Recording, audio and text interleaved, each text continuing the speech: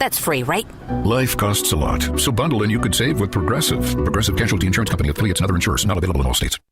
We all hear the radio ads about the IRS. They tell you to be afraid, to be scared, and they try to frighten you into calling. I'm not here to do that. Tax Relief Advocates is different. TRA is here to tell you that if you owe money to the IRS, whether it's $5,000, $50,000, or $500,000, we have a solution. It doesn't matter if you're sitting in your car, at work, or with your kids. No matter where you are, call now. 800-575-6745. Don't lose hope. TRA can eliminate or reduce what you owe to the IRS. Generous programs are now available that can give you a fresh start. Our passion is taxes and helping individuals fix their IRS problems. We have over 1,000 5-star reviews on Google and an A+ with the Better Business Bureau. You don't need to be afraid of the IRS any longer. End your tax nightmare today by visiting us online at TRA.com or call 800-575-6745. That's 800-575-6745. Tax Relief Advocates. Real solutions for real people. If you're looking for a watch that makes a statement, Roland's Jewelers in downtown Libertyville has the perfect timepiece for you. Hi, it's Mike Gallagher. Roland's carries my favorite watch brand, Tag Heuer. Tag Heuer is all about precision with a sleek, bold style. And I've got a Tag Heuer watch from my friends at Roland's Jewelers. I love it. They've got a great selection of other fashion-forward watch brands like Bell & Ross, Movado, Tissot, and Michelle. Or consider Roland's iconic collection of pre-owned Rolexes. Let Roland's watch specialists help you find the perfect timepiece that fits your style, and have their terrific experts show you the Tag Heuer watch that I bought from Roland's. Ask for it by name. Tell them it's Mike Gallagher's watch. Visit Roland's Jewelers in downtown Libertyville or RolandsJewelers.com. That's Roland's, ROLLANDS, RolandsJewelers.com, or call them 847-918-7300. 847-918-7300. Roland's Jewelers, a family-owned jeweler you can trust, just like I do. Hi, my name is Dr. Michael Huber. During cold and flu season, a nearby cough or sneeze can trigger a familiar dread, that helpless feeling of being defenseless against an invisible viral threat. But what if you could change the narrative? What if you could fortify your body's natural defenses? This is why I developed Virago, the immune enhancement cocktail designed to give your body the upper hand. Virago is more than a supplement. It's a revolutionary liquid formula packed with 23 powerful natural nutraceuticals for rapid absorption. This unique blend is scientifically crafted to help build resilience and keep you protected. Don't just hope for good health. Make it happen with Virago. Virago and Maha, making America healthy again. Virago. Order your bottle today online at myvirago.com and use coupon code IMMUNE to save 30%. myvirago.com. Coupon code IMMUNE. Now, your official weather forecast. Today, expect sunny skies with high clouds passing through, reaching a high of 58. Tonight will be overcast with a few showers starting late in the evening with a low of 49. Tomorrow will begin cloudy in the morning, but will transition to a mix of sun and clouds in the afternoon with temperatures climbing to a high of 64. I'm meteorologist Jason Caterina on AM 560, The Answer. Get the latest weather, traffic, and news updates online at 560theanswer.com. Portions of the following show may be pre-recorded. Now, from the Signature Bank Studios. This is Chicago's Morning Answer with Dan Proft on AM 560, The Answer.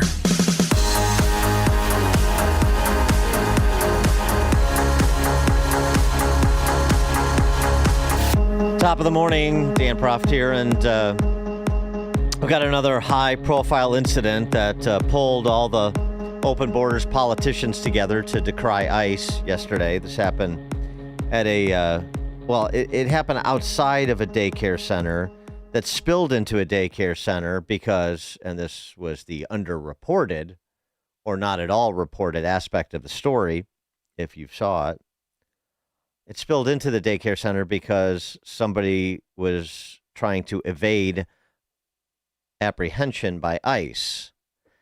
So all of this business about ICE entering a private daycare center and scaring children and daycare center workers and so on and so forth.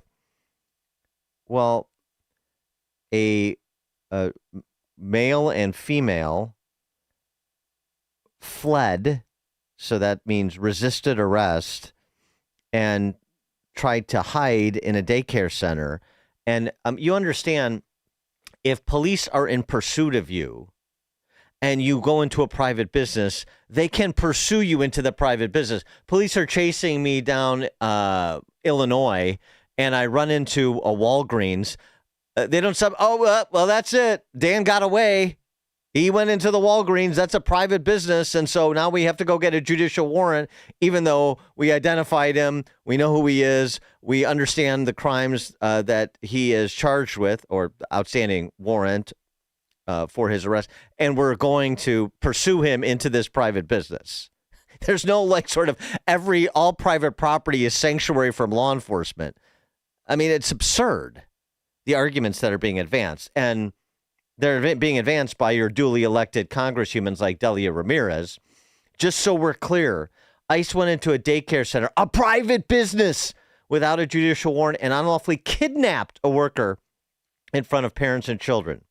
Our taxpayer dollars are being used to violate our rights, terrorize our communities, and traumatize children. It's time to defund ICE. It's back. Defunding ICE is back. 312-642-5600, turnkey.pro answer line. I haven't heard a politician say defund ICE so explicitly as Delia Ramirez since the heady days of defunding ICE and jackbooted thugs back in the first Trump administration, when that was de rigueur for AOC and the Socialist Spice Girls and new additions to the group like Delia Ramirez. Time to defund ICE.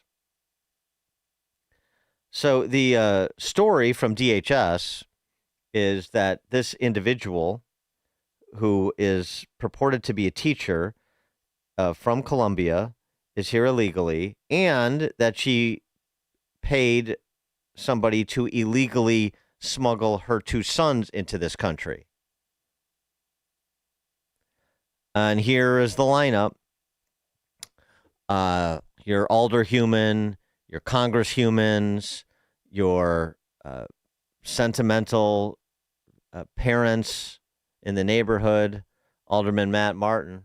We had masked ICE agents following a daycare educator into the daycare where there were parents, there were children.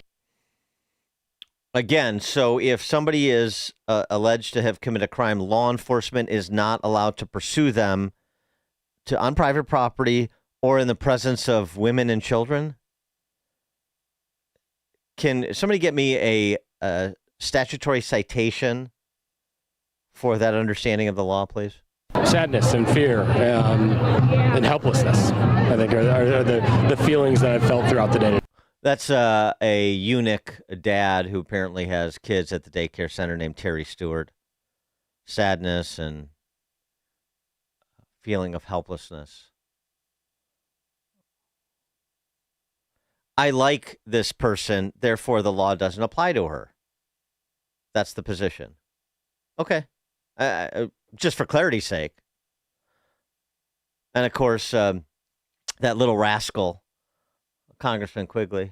This woman is a trusted, loved member of her community with a work permit.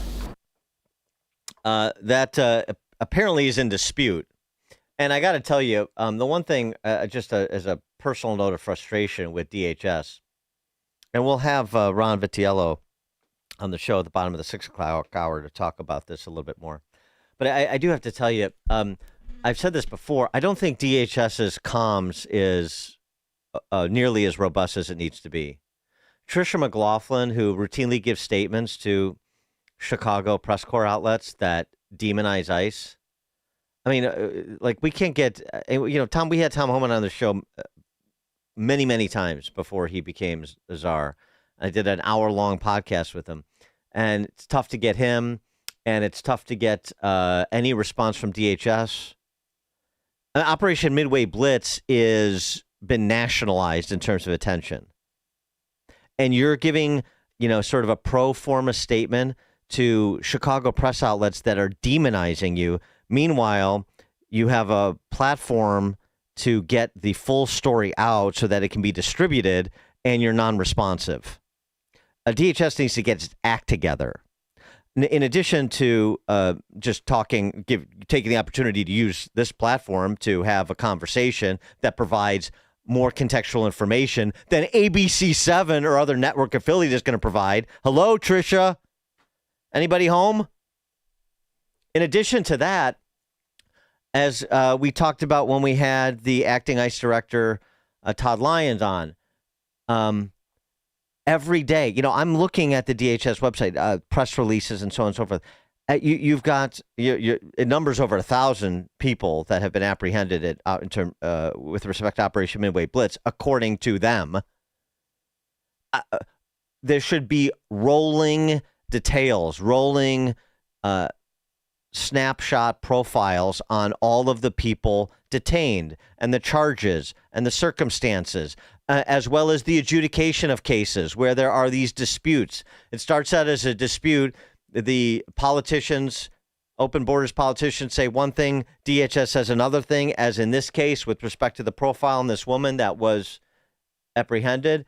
And then we're, waiting in perpetuity for some indication of the adjudication of the case. Who was correct? What happened? What's the result?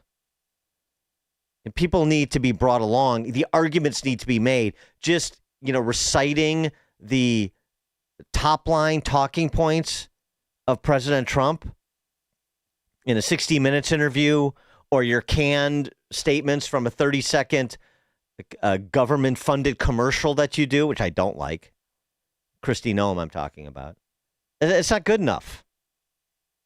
So I would make this call into the abyss again to say, why don't you help people who do believe in the rule of law present the facts and make the case to people who are a little hazy on the concept and are given over to sentimentality when it comes to stories like this, so that there's a deeper understanding and, by extension, more support for law enforcement.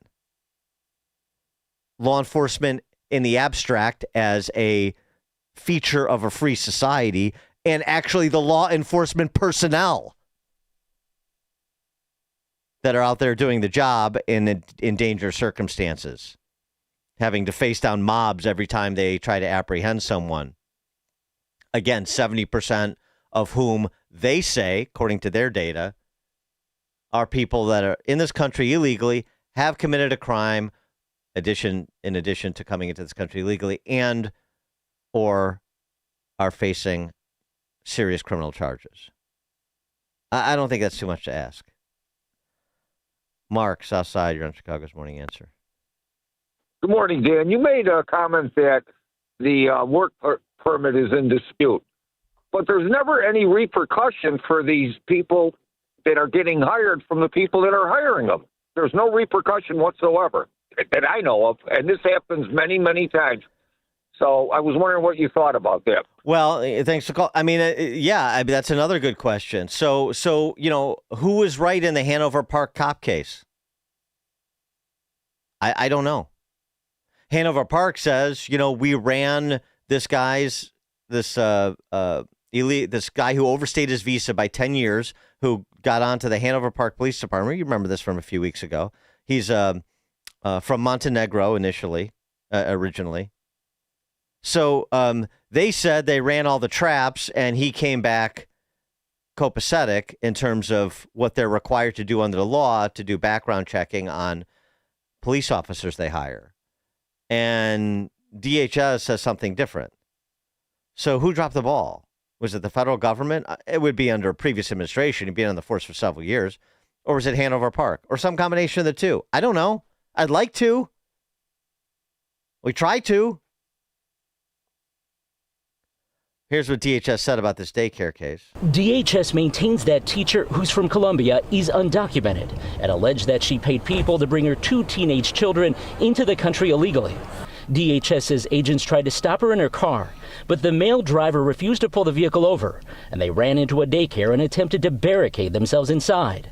So that's disputed, but that's resisting arrest, and that would explain why ICE followed them into this private business, because they have every right to. But here's what you get in the absence of a comprehensive distillation of what happened and what we know. And if there are outstanding questions, then there are outstanding questions, and let's understand what they are and work to get answers in a timely fashion.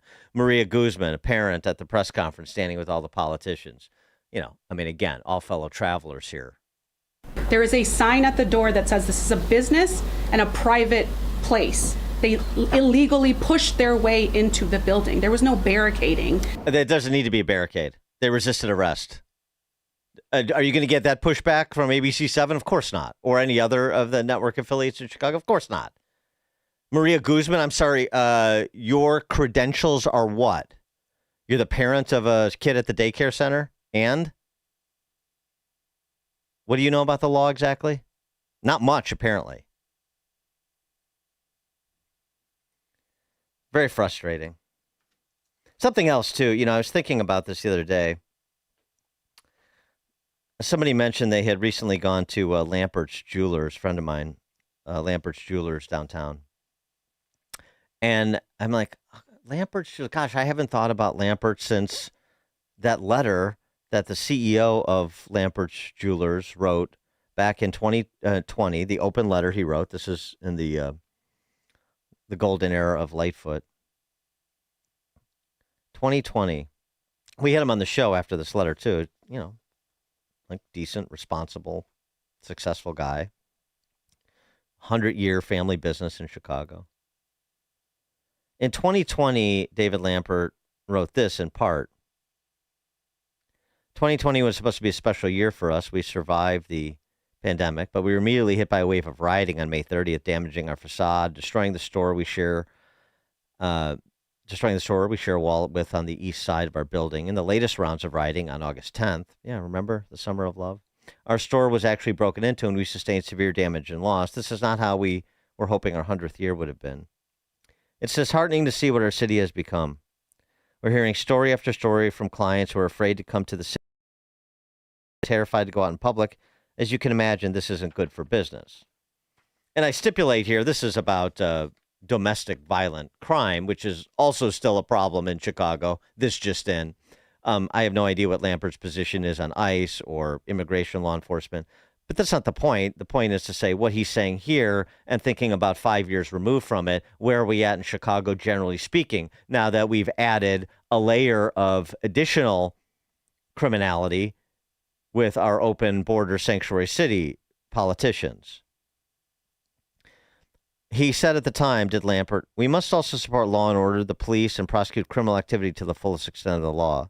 The people committing the acts of violence are emboldened by light sentences and lack of consequences being applied. Enough is enough. Mayor, he was directing this at Lightfoot, I'm sure your intentions are all good, but you must put politics and ego aside and work toward fixing these issues once and for all.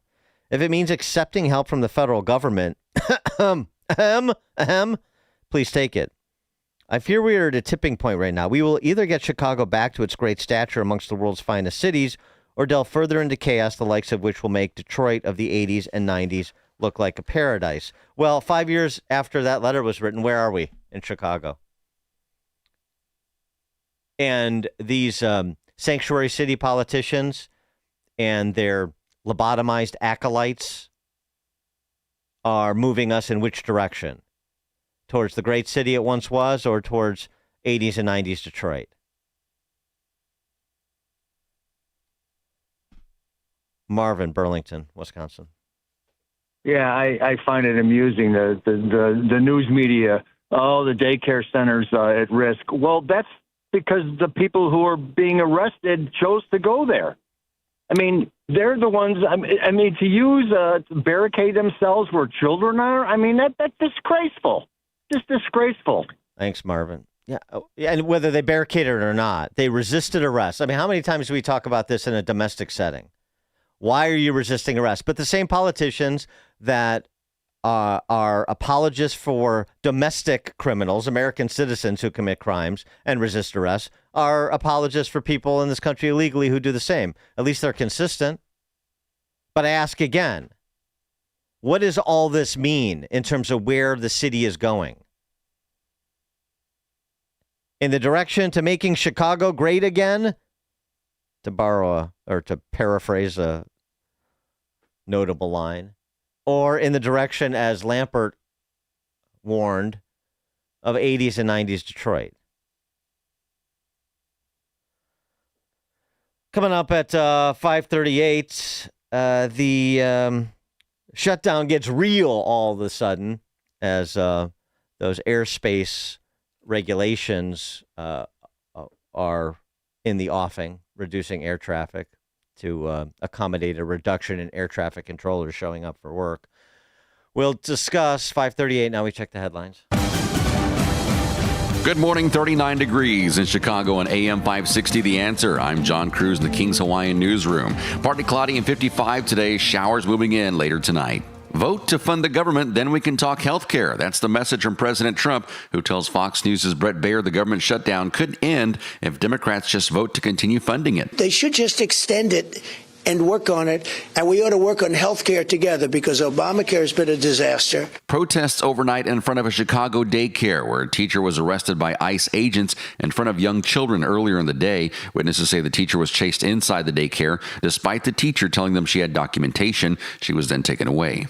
All is calm at O'Hare and Midway this morning, just a handful of delays, but it could be a different story this weekend. The FAA is capping flight capacity by 10%, that's 40 airports around the country, to alleviate bottlenecks from fatigued air traffic controllers who've been working overtime without pay for 5 weeks. The 40 impacted facilities do include both Chicago airports. This report sponsored by King's Hawaiian Sliders. Eli Manning reminds you there's nothing like football. And King's Hawaiian Sliders, there's something about those soft, fluffy, irresistible King's Hawaiian Sliders that make them a winner on game day. Pick them up this weekend in the bakery or deli section of your grocery store. King's Hawaiian, there's nothing like it. A check of your weather coming up in 2 minutes on AM 560 The Answer. Get your tickets for Freedom Summit Chicago 2025, happening on Saturday, November 8th at Westin Chicago Northwest in Itasca. This year, featuring Dr. Ben Carson, Scott Jennings, Mike Gallagher, along with Dan Proft, Sean Thompson, John Anthony, and many more. This event will sell out fast, so get your tickets today at freedomsummitchicago.com. That's freedomsummitchicago.com. Sponsored in part by Lutheran Life Communities, Virago, and by Senior Helpers of Naperville. When it comes to buying, selling, and investing in real estate, experience matters. Communication matters. Results matter. That's why you should call Tom Cunningham. Tom is a licensed real estate broker with eXp Realty with 25 years in the business. Clients trust Tom for his expertise, doing what he says, sometimes more, and making real estate simple again. He'll make your number one goal his number one goal, listening to your needs and bringing you excellent investment opportunities. Tom Cunningham lives by the Get by Giving philosophy, working hard toward a common good. For more, visit tomcrealty.com or call or text for a meeting 708-369-7625. Remember, experience matters when it comes to buying, selling, and investing in real estate. Get the expertise of Tom Cunningham, eXp Realty. That's 708-369-7625. tomcrealty.com. Happy days, Cunningham. Make sure you have the results you're looking for. Let's see, if something costs less, a lot less, but people are actually happier with it, that sounds like something to look into, and that's MediShare. Maybe you've heard joining MediShare can save you or your family up to $500 a month, and that's huge, but it's also true. People are just happier with it. They love being part of something that reflects and promotes their values and what they believe in. MediShare works, too. It's been around for 30 years now, and members have shared more than $7 billion of each other's bills. People love having telehealth and a huge nationwide PPO network, so yeah, really, you can save a ton and like it better. Imagine being happy with how you're taking care of your health care, whether you're self-employed or part of the gig economy, or you just want a plan that you're happy with. Here you go. You can call right now and get a price within 2 minutes. A very, very smart use of 2 minutes. Here's the number you need. It's 833-34-BIBLE. That's 833-34-BIBLE. 833-34-BIBLE. Progressive Insurance.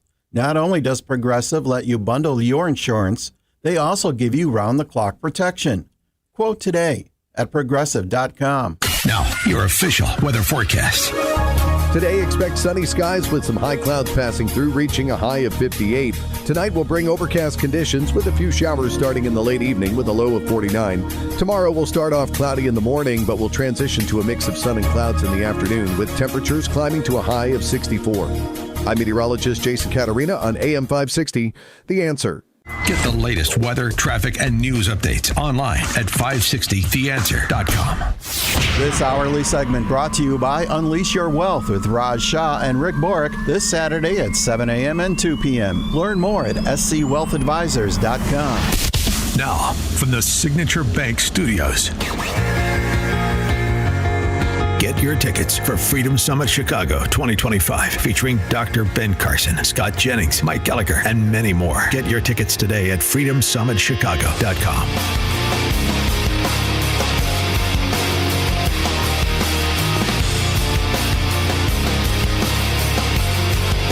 Top of the morning, Dan Proft here. As we talked about with was it David Drucker the other day? You know, there's it could be a development with respect to the shutdown that actually garners the attention of the American people to ratchet up the pressure on an end to the shutdown. Ratchet up the pressure on both sides, I should say. Where they actually feel the impact, because, so many people have so little connection to the federal government in their day-to-day lives other than paying for it. The people paying for it have so little connection, I should say. But of course, when it comes to air travel, that's a different story. So this announcement yesterday by Sean Duffy is sending expected reverberations through the American electorate. Duffy saying the FAA is ordering a 10% reduction in airline traffic at 40 major airports because of the government shutdown and the air traffic controller staffing issue correspondingly. The reduction, which starts tomorrow, would result in an estimated 1,800 flights being canceled on Friday, although the estimates have the asterisks that that figure could change once the specific airports are revealed. Again, the statement was the 40 locations that are heavily trafficked. So certainly O'Hare would be in the top 40, one would expect.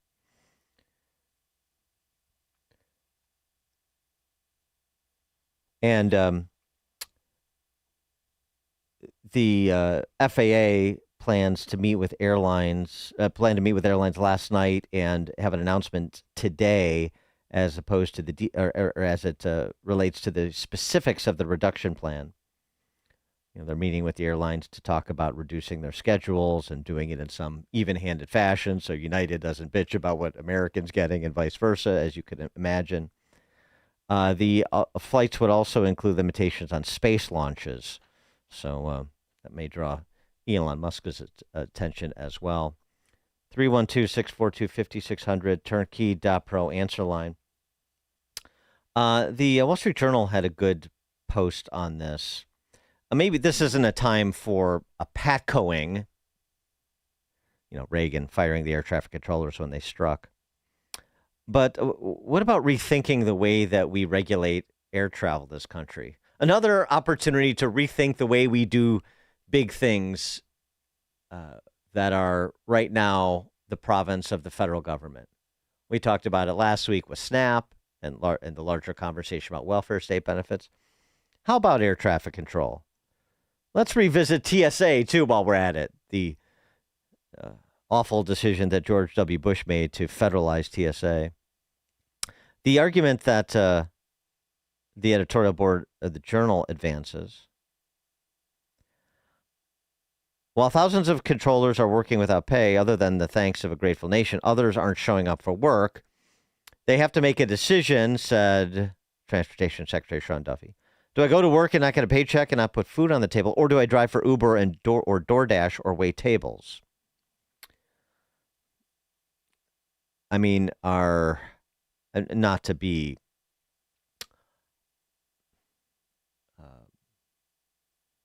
inconsiderate, but I mean, are air traffic controllers really living paycheck to paycheck? I digress. I mean, people should get paid for the work they do. There's no question about it. And those who have been working without pay, I'm sure will get the pay that they earned once this is settled. But, I mean, air traffic controllers make six figures. Anyway, the larger point. The Journal opines, this is a ludicrous way to run the air transportation system of any country, much less the richest and most powerful one in the history of the planet. The answer is to hand off the job of air traffic control to a nonprofit funded by user fees instead of taxes. This model is already in place in Canada and elsewhere, so isn't some pie-in-the-sky idea. President Trump actually backed such a plan during his first term, but parochial opposition kept it grounded.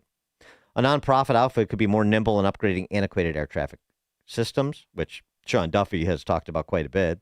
The government could still regulate the safety aspects of the job, but spinning off the controllers would free them from pointless political constraints, including the fact they're not getting paid at the moment because 60 senators can't agree to do their job of funding federal public agencies. Government shutdowns are rarely productive, but letting them cripple a nation's travel is daft. 312-642-5600, turnkey.pro. Answer line. I'm all for spinning out of the federal government and government generally whatever we can. And I'm in complete agreement that there's no reason that it needs to be this way. And the nation's air travel can be held hostage by a few recalcitrant Dem socialist senators. I think the Journal has a good point. Probably why Trump embraced it in his first term. Maybe it's time to revisit it rather than talking about blowing up the filibuster, which is Trump's hobby horse at present. 312-642-5600, turnkey.pro. Answer line. And here's Trump reiterating precisely that. It's time for Republicans to do what they have to do, and that's terminate the filibuster. It's the only way you can do it. And if you don't terminate the filibuster, you'll be in bad shape. We won't pass any legislation. There'll be no legislation passed for 3.25. We have 3.25 years, so that's a long time. But when they can't do an extension, and John, I think they've done an extension every single time they've ever been asked forever. This is the first time they haven't done an extension. Extensions are supposed to be easy, but if they won't do an extension, they won't do any bill, even a simple bill. And we should do our own bills. We should get out. We should do our own bills. We should open up. We should start tonight with the country's open. Congratulations. Then we should pass voter ID. We should pass no mail-in voting. We should pass all the things that we want to pass, make our elections secure and safe, because California is a disaster. Many of the states are disasters. But can you imagine when they vote almost unanimously against voter ID? All we want is voter ID. You go to a grocery store, you have to give ID. You go to a gas station, you give ID. But for voting, they want no voter ID. That's only for one reason, because they cheat. Yeah, we get it. We get the problem. But the real question that President Trump has to answer is, then you're okay with all the things that you're going to get done by eliminating the filibuster being immediately undone, and then some, if and when the Dems retake control of the Senate, which hopefully will never happen, but probably will, and maybe even next year. 312-642-5600, turnkey.pro. Answer line. Eduardo in Tampa Bay. Yeah, good morning, Dan. Comment on the airports here in a moment, but real quickly, the illegals bought in Texas on the internet licenses to drive trucks. They were illegals from Central America. But with this plane crash in Louisville, wait. The illegals who got CDL licenses illicitly. Right. What about them? Yeah, they paid like $1,300. Yeah, and they bought them on the internet. I saw this story on Telemundo last night. Which ones are you talking about? You're just talking about generally the scandal, or are you talking about a specific case? Yeah, specific case. This was in Texas. Oh, okay. All right. Yeah. Okay. Yeah. So with this crash in Louisville, the media is going to kind of have the Republicans on their foothills saying, hey, let's get going here. Otherwise, we're going to have a passenger crash here in the future. So expect that in the media. Thanks for the call. Well, but I mean, again, just facts here. The crash of that plane in Louisville, which is terrible. 12 people are now. It's been reported 12 people died in that. This, UPS cargo plane crash. But the details are the engine fell off, or the wing caught fire and the engine fell off during takeoff. So that's not an air traffic control issue, is it? I mean, just if somebody, I'm not saying you're wrong, Eduardo, that you won't have some Democrat try to say, oh my gosh, Trump's responsible for the plane crash, the cargo plane crash in Louisville. But I mean, the facts are it had nothing to do with management of air traffic. Okay. Jim and Lyle. Hey, Dan, that UPS air crash is eerily similar to the DC-10 that crashed Memorial Day weekend in 1979 at O'Hare. Very similar, but that's not why I called. What are your thoughts on Tommy Tuberville, the senator from Alabama's floating the idea of privatizing air traffic controllers? Well, I mean, I'm generally to see the details of a particular plan. Thanks for the call, Jim. But I'm for it. I mean, I just was talking about that Wall Street Journal op-ed. Put it under a nonprofit, umbrella, and have air traffic controllers be paid by user fees that the airlines pay for access to the airspace, and then it's removed from the political gamesmanship inside the Beltway.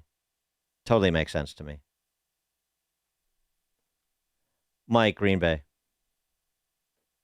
Hey, Dan, I know what you're saying about the filibuster, but last time Democrats had the Senate, they actually did try nuking the filibuster, and they took Manchin and Sinema to stop it. Neither of those two are there no more, and the Democrat parties move leftward and leftward, so you're not going to have any other moderate senators to block it. Should there be a next time they take the Senate, and they're going to try and do it the next time they take the Senate. So, and here's my issue with that whole argument of not nuking the filibuster. Wait, just hold on a second. I mean, you did have a couple, 3 Dem senators vote to pass the clean CR. Fetterman, Masto Cortez, and one other who I'm blanking on. But so no, I still think you have a couple. They may not be moderates, but you still have a couple of senators on the other side that I'm not sure are on board with nuking the filibuster if they were in control. So I mean, just factor that in. But go ahead. No, I was just saying all the people on the Republican side that are against nuking the filibuster, it's mostly the old guard GOP and these traditional conservatives that still want to play by Marcus the Queensberry rules. You just can't do it anymore. I mean, you guys complain endlessly about how aggressive the Democrats move, but then you turn around and wag the finger at Republicans that try to move aggressively. It just gets tiring. At some point, when do we have the party discipline? Just follow Trump's lead on this stuff. I mean, this is what gets infuriating. That's why we keep losing off-year elections and splitting the base up. I mean, we just don't have party discipline to follow the leader.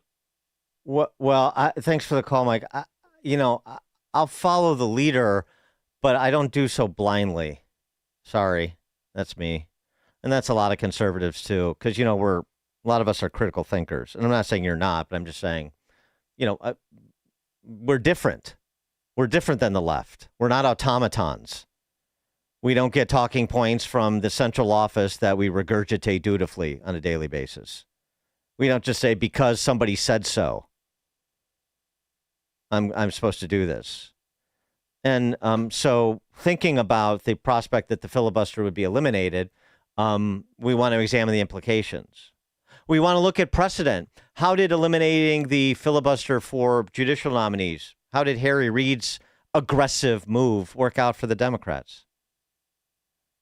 Now they're having to retrench to talk about packing the Supreme Court, which they would certainly move to do if you eliminated the filibuster, to clean up the mess they made by being very short-term in their thinking by eliminating the filibuster with respect to judicial nominees, right? They did that. And then it boomeranged on them. So that's what I'm concerned about. This isn't, everything's not a referendum on Trump. And every pronouncement of Trump's,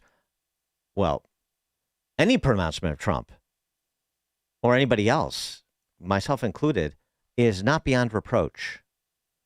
Everything should be considered and challenged and discussed. This is not military, where Trump says jump and I say how high. That's not how a free people behaves with respect to their political leadership. Sorry.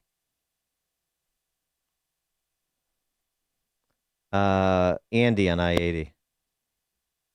Dan, thanks for having me on the show. I'm going to respond a little bit to the privatization of the air traffic controllers. Okay. I think it will also kind of introduce unions into the picture, which will eventually jump up and down and bring us all to a halt as well.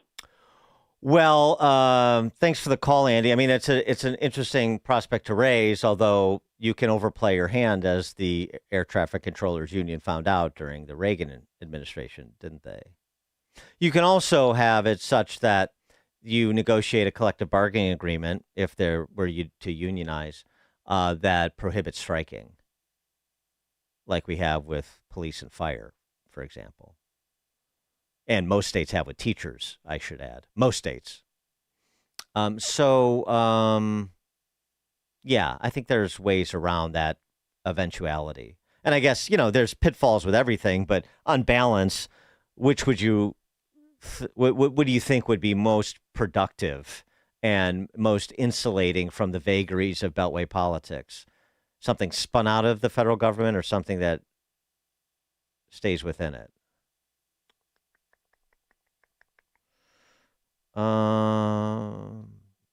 Phil in Maryville. Hey, morning. I got an extreme opinion, but I don't think we need to fly, personally, because all these other countries are, crap shows. We wouldn't have COVID coming in here. We wouldn't have planes going into buildings. And, I mean, I think we should just explore our own country. There's so many beautiful places. If you can't drive or take a boat, I think that would eliminate a lot of problems. It may sound extreme, but yeah, that's my opinion. All right, Phil from Maryville, a John Madden acolyte. Very good. All right, Phil. Fine. Blue highways. I get it. I know a couple people who don't fly. It's just cars and boats everywhere. Cars, trains, and boats. Corey Woodlawn. Hey, Corey. Oh, sorry about that. Dan. Okay. Go ahead.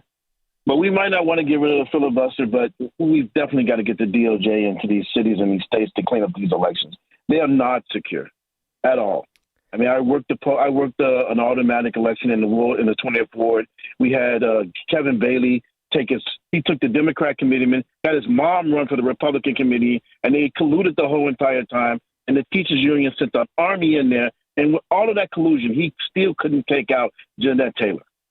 So these elections are out of control. Someone's got to do something about it. Thanks for the call, Corey. It's interesting you say that. Just looking at some of the fallout from Tuesday's election, we find that New Jersey saw 500,000 more votes than any other year in recent memory, and nearly all of them went to Democrats. Is that just sort of like we saw in Illinois in 2018? Pritzker did a huge jump in Democrat ballots cast, huge, and thus overall turnout in 2018.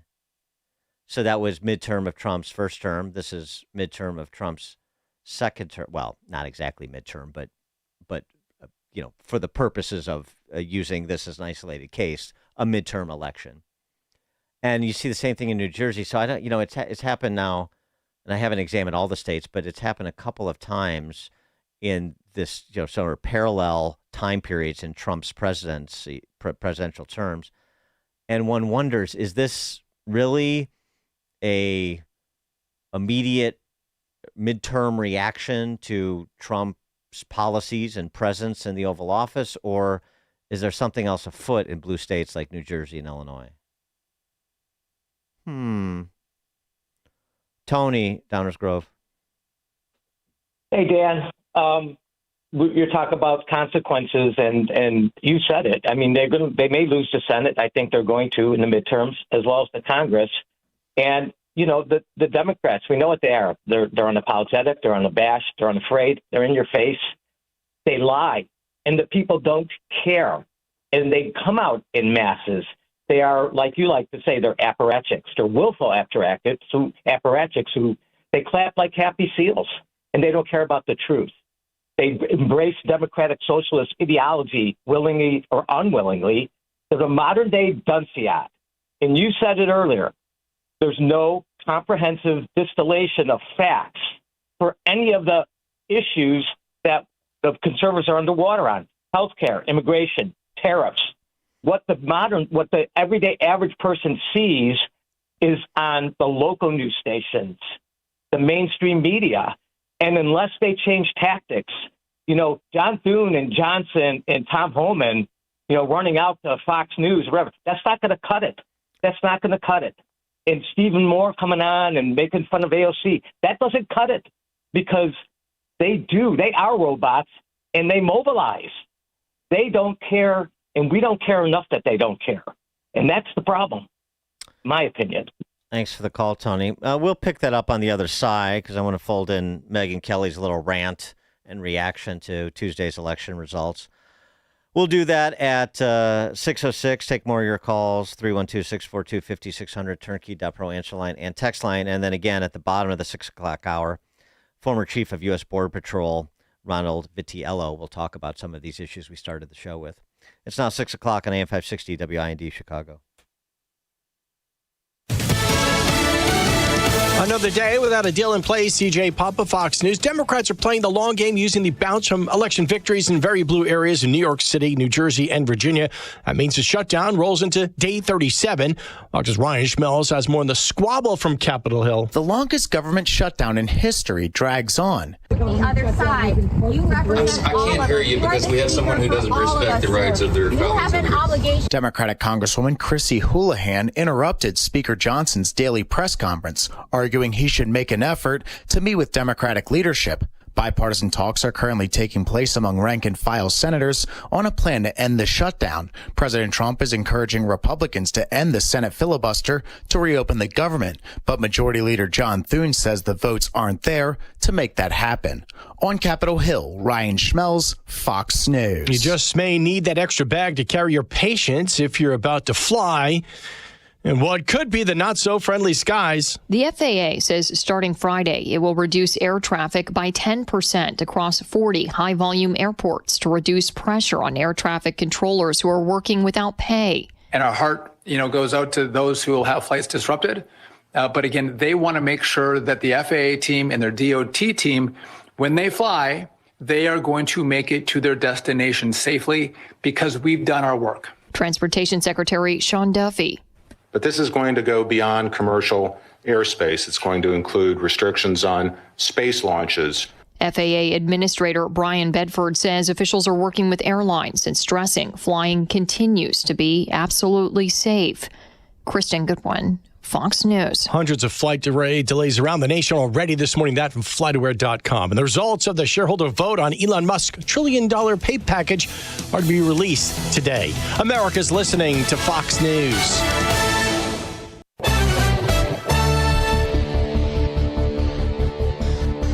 Good morning, 39 degrees in Chicago and AM 560 The Answer. I'm John Cruz in the AlmostFreeTeeth.com newsroom. Partly cloudy, 56 today, good chance of rain overnight into Friday.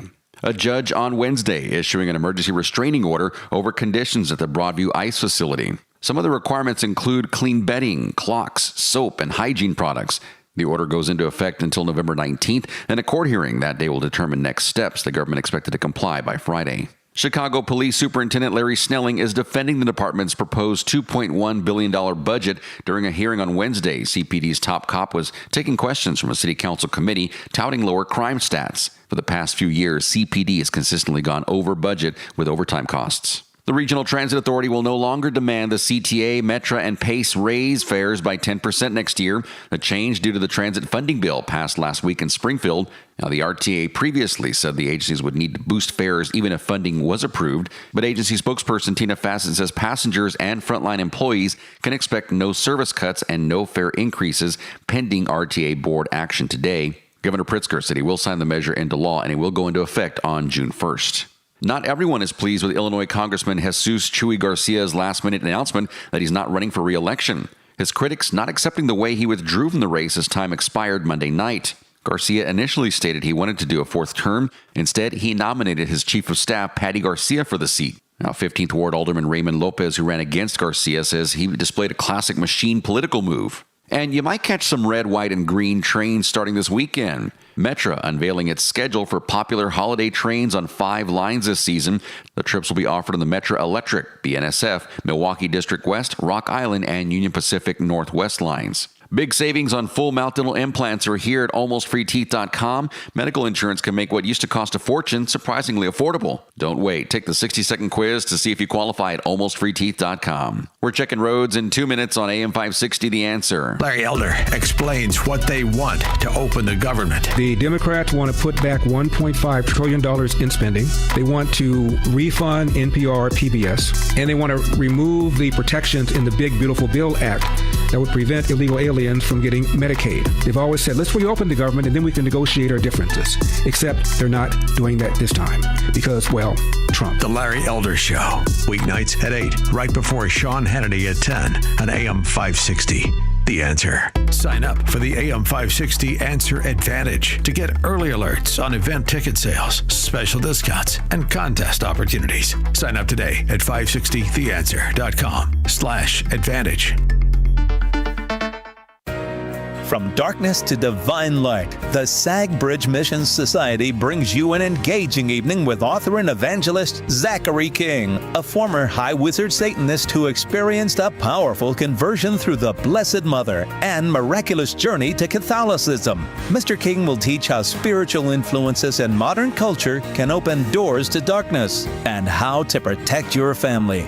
Register now at sagbridgemissonsociety.org for one of 3 talks, Friday, November 21st at 7 p.m. for adults, Saturday, November 22nd at 7 p.m. for teens, and Sunday, November 23rd also at 7 p.m. Hosted by Anchor Young Adults Group for ages 20 to 35. All talks will be held at Sag Hall located at 100-600 Archer Avenue in Lamont, Illinois, near the corner of Route 83 and Archer Avenue. There's no charge for admission, but seating is limited, so register now. Visit sagbridgemissonsociety.org.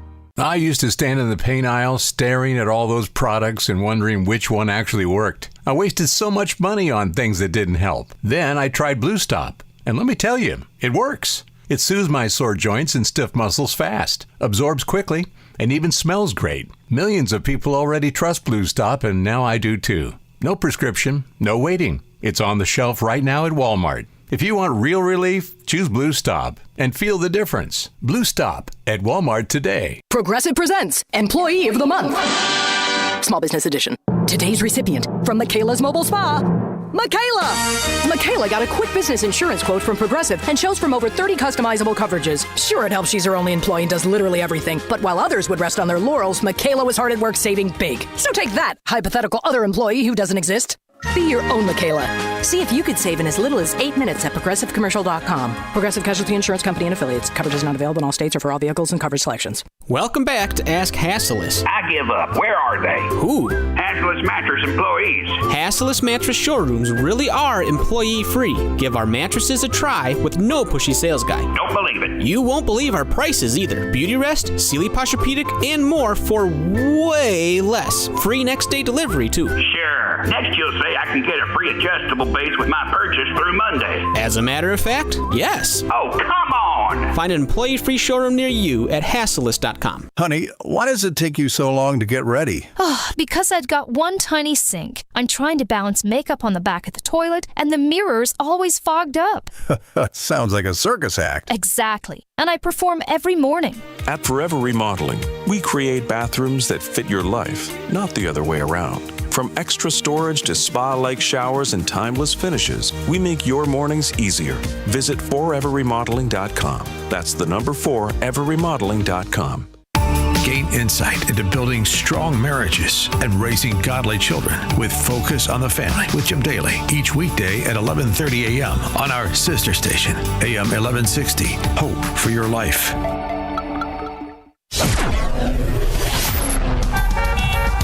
Taking a look at the roads from the Team Hochberg Traffic Center, I'm Sue Aller. In great shape on the Eden both ways from Lake Cook to Montrose, 14 minutes. The Kennedy inbound from O'Hare to the Burn Interchange, not too bad at all, 18 minutes. Outbound is 25, 14 minutes in both directions of the Eisenhower from Wolf to the old post office. Now on the southwest side in McKinley Park, watch out for a collision on Damon Avenue southbound right at the Stevenson. The Stevenson itself looks good. Inbound from the Tri-State to Lakeshore is 22 minutes. Outbound is 16. The Dan Ryan from 95th to the Burn Interchange is 14 minutes. Outbound is 11. A little bit slow on the northbound side of Lakeshore Drive, approaching Hollywood Avenue, and then stop and go on the Tri-State northbound as you make your way towards the Eisenhower because of exiting volume to get onto that outbound Eisenhower. Traffic is a service of Fox Valley Coins. Chicago's Morning Answer continues next, but now a check of your forecast from the National Weather Service. Today, expect sunny skies with some high clouds passing through, reaching a high of 58.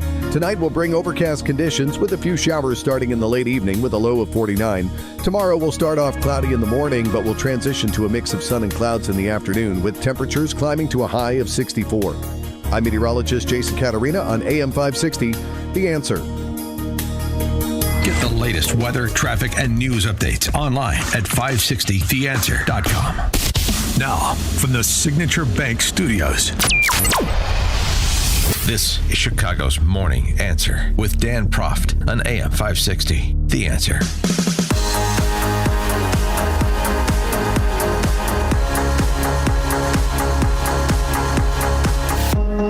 Top of the morning, Dan Proft here. Just on the election results on Tuesday, provide a little bit more specificity to those numbers out of New Jersey I mentioned last hour.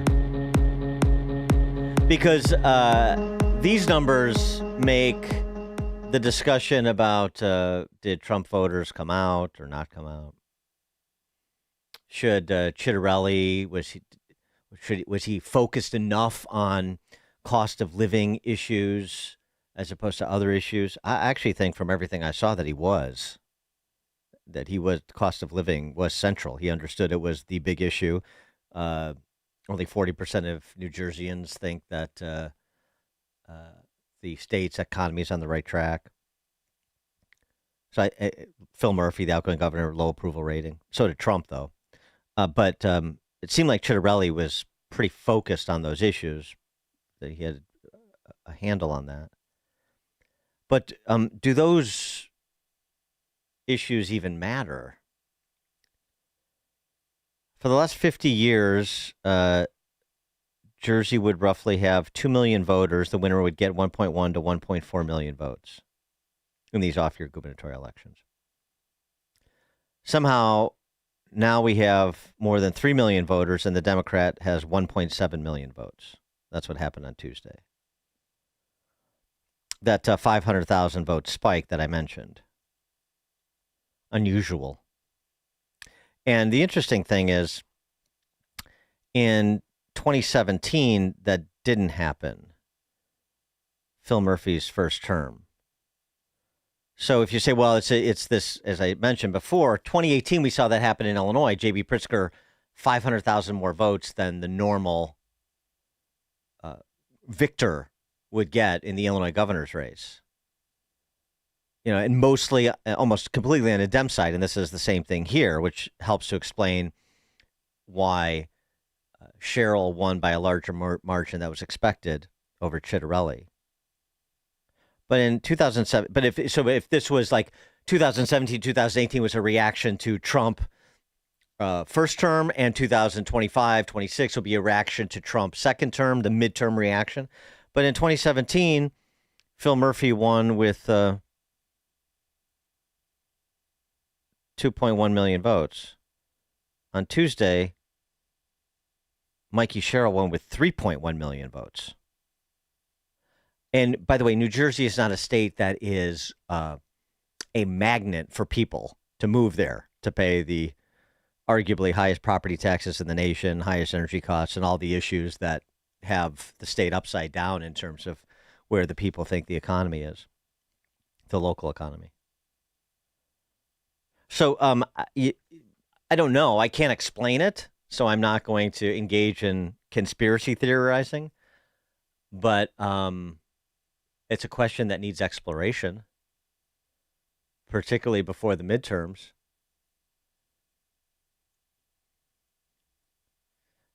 Megyn Kelly went on a little rant on her podcast, and since she's one of these people that has a big audience, regardless of the quality of what she says, I guess we have to address it. It's interesting too. People, why are you focused on addressing Tucker Carlson and Tucker Carlson interview with Nick Fuentes and what Kevin Roberts, the Heritage Foundation, says? Well, because they are or represent brands that have sway within political and specifically conservative circles. So to some extent, you're duty bound to address them. And so this rant by Megyn Kelly is rather interesting because she's sort of in that same category, but I guess she doesn't want us to address others in that category.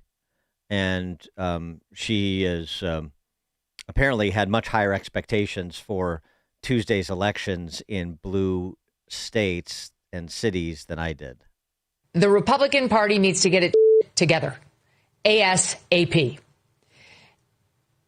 I'm really glad we spent the past couple of weeks, as Sean Davis of The Federalist put it, policing some young person's group chat, what a podcast host said, and what the head of a think tank over at Heritage had to say. I'm really glad that the Republicans devoted so much time to that. That was a great move.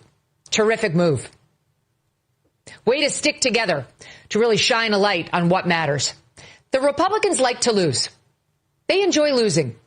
They enjoy when they are embattled and in a losing position and complaining. They love it. They do it really well. Less good at winning, especially when Donald Trump is not there to get them over the line. The Republican Party is not strong. Donald Trump is strong. Republicans don't know how to win. They don't know who to run. They don't know what to do when daddy's not there to fly them across the finish line. And that's just been so obvious. Meanwhile, Trump is all over the Middle East while people's groceries bills are still high. They're still dealing with inflation. They're suffering. Like, that's it. OK, we're focus on domestic policy and on making people's lives better. That's really all I have to say. Those are my top line thoughts. There's a lot to get into on why this happened and so on, but that's my top line takeaway. Deep thoughts with Megyn Kelly. 312-642-5600, turnkey.pro answer line. Is that right? Is that she got it pretty much sussed out, does she? Can you walk and chew gum at the same time? It was Tucker Carlson and Nick Fuentes and this assertion that there's a certain anti-Semitism on the so-called right. Was that central to the races in New Jersey and Virginia, New York, California? Did somebody might try to make that a big issue in those races? So this is a below the fold, inside the perimeter discussion of self-policing, isn't it? And so we can't have that discussion, and we can't demonstrate our differences between the other side, to wit, like the Jay Joneses of the world and all of the other leftists that are spewing hate and ignorance and promoting violence as the means to political ends. We can't take the time to distinguish ourselves from them by saying, anybody that does that under the name of conservatism, we're going to address and reject because they're not conservatives, and that has nothing to do with conservatism. And now you see a distinction. So we shouldn't do that. We should just tout the virtues of the big, beautiful bill. And if we rinse and repeat that enough, then we would have won in Virginia and New Jersey. If we will all have been singing from Megyn Kelly's hymnal about making life better for Americans. If it's so obvious that is occurring, and if Trump is so strong and everybody else is so weak, then why are Trump's numbers underwater in those states? And another question, do you think that when the president is underwater in a state that has a drag on the candidates of his party in those same states? Do you understand anything about electoral politics, actually? As I said, Jack Ciattarelli spent a lot of time, from what I saw from a distance and from what I know from people who were much more engaged in the campaign, focused on those cost of living issues. And there were clips from the debates where he took Mikey Sherrill to task on those issues. He wasn't running around talking about who's on Tucker Carlson's show. That wasn't happening. So that's really central to the reason that Republicans are challenged here, even as, oh, by the way, they have the House, the Senate, and the presidency. And those things have gone a bit back and forth during the Trump decade, haven't they? So it's a little bit more complicated than just, trying to pantomime Trump? And who can really do that? And why would you even try? How authentic is that? If the point of Trump is, in part, is his authenticity and his positivity, then you have to learn from that example, but you have to do it in your own voice, right? And maybe there's an underappreciation for what the left is, including by many legacy Democrats, whatever shrinking percentage they represent of that party. So, for example, we find from exit polling that only 46% of Virginians thought that Jay Jones's death wishes for his political opponents and their children, only 46%, less than a majority, thought those were disqualifying statements. So they heard him, thus his finish 14 points behind Spanberger, but not quite enough, because there's just enough men and women on the left who don't care or even support such statements. Nearly 1 in 10, according to the exit polling. Mondami won 54% of New Yorkers with a bachelor's degree or better, or a more advanced degree. So generations of universities being incubators of learned stupidity and then sending over-credentialed and underqualified young people into big cities because they're fun. What impact has that had on the governance of big cities? I want to talk about those structural challenges. And yes, they've gone unaddressed for a long time, and they haven't been addressed, to meet the moment. The attempts to address it are not equal to the task before us. But you think just talking about inflation going down from 9% at its height under Biden to 3% under Trump, and the tax relief and the increase in the cap on SALT deductions, that was going to make a material difference in Virginia or New York or New Jersey or California? Really?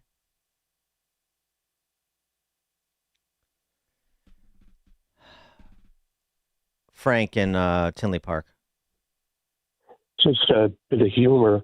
I remember Iraq's first election after Saddam Hussein was killed.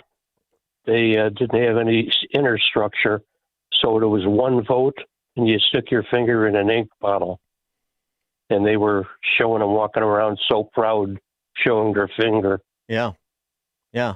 And that was a cleaner election than most that we have in big cities in this country and some states. Carrie in Belvedere. Hi.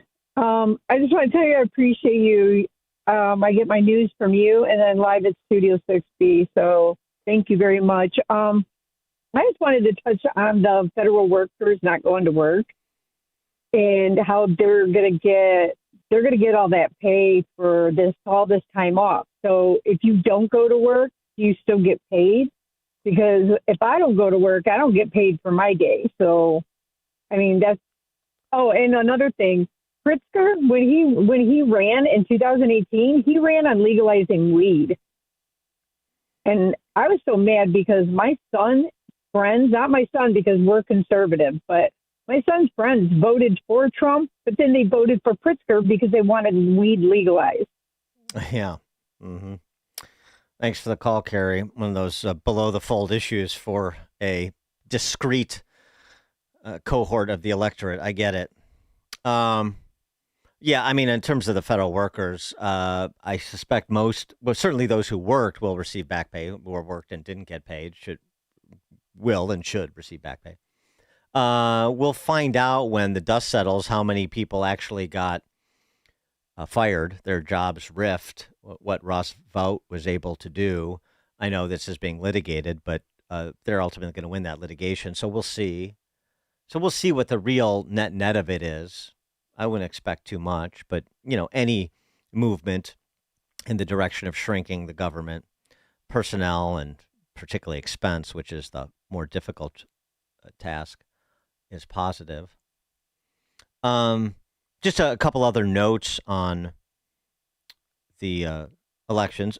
Well, first, since I mentioned Jay Jones, here's Glenn Youngkin, the outgoing governor in Virginia, weighing in on Jay Jones, which is not dissimilar to what Winsome Sears said, which is not dissimilar to what Jason Miuri said, which is not dissimilar to what any decent civilized person would say about the comments Jay Jones made. Unfortunately, a majority of Virginians disagree with Glenn Youngkin, even though he enjoys, popular approval ratings going off into the sunset. Yeah, I have to say I am incredibly concerned about the Attorney General-elect's ability to do the job based on the text that he sent. They were abhorrent, and I think that they once again reiterate that you can't come into this job if you are espousing death on a political enemy, the death of children, and the death of law enforcement. I believe, just as I've always believed, that disqualifies him for the job. The next administration is going to have to figure out how to deal with that, because they have law enforcement that they're going to need to make sure feel good about doing the job. They're going to have to make sure that parents with children feel safe. And that's going to be a challenge going forward. My position has not changed, that there is absolutely no excuse for what he wrote, none. And we live in a society today that I think has lost its way. At least some folks have, on their willingness to almost accept violence and political violence as a solution. So we had, during this campaign season, candidates and sitting elected officials receive death threats. And I have no patience for this. We investigate them thoroughly, and we make arrests, and we prosecute, because there is no room for anybody to espouse or try to minimize the fact that violence in any kind like this, and political violence against candidates or elected leaders, is an anathema, and we have to fight it with everything we have. Yeah, so drawing lines, like I said. And I'm sorry, if we would have had a Republican candidate in Mogadishu, Minnesota, focused on cost of living issues, it would have turned out differently. Again, in Mogadishu, formerly Minneapolis, Minnesota, what used to be an American city, this was the guy who lost. Somalia, Hiran State, Mawisle. This was the guy who won. Somalia Hanulato!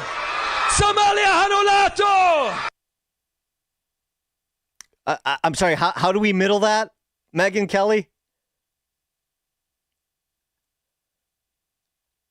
Honestly.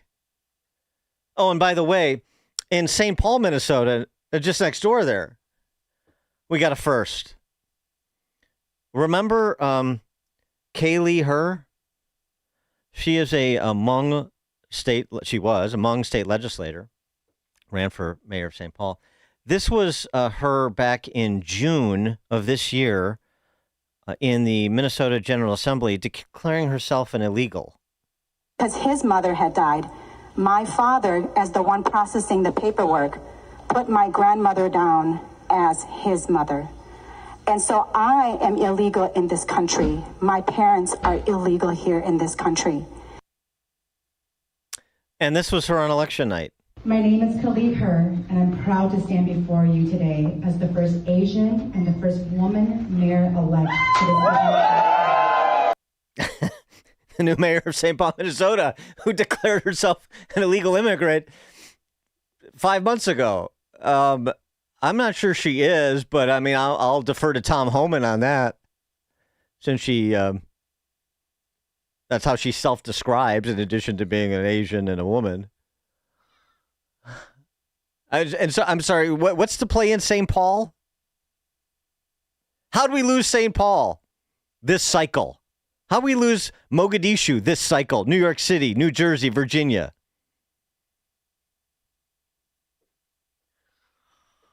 Jeff in Langhorne, Pennsylvania.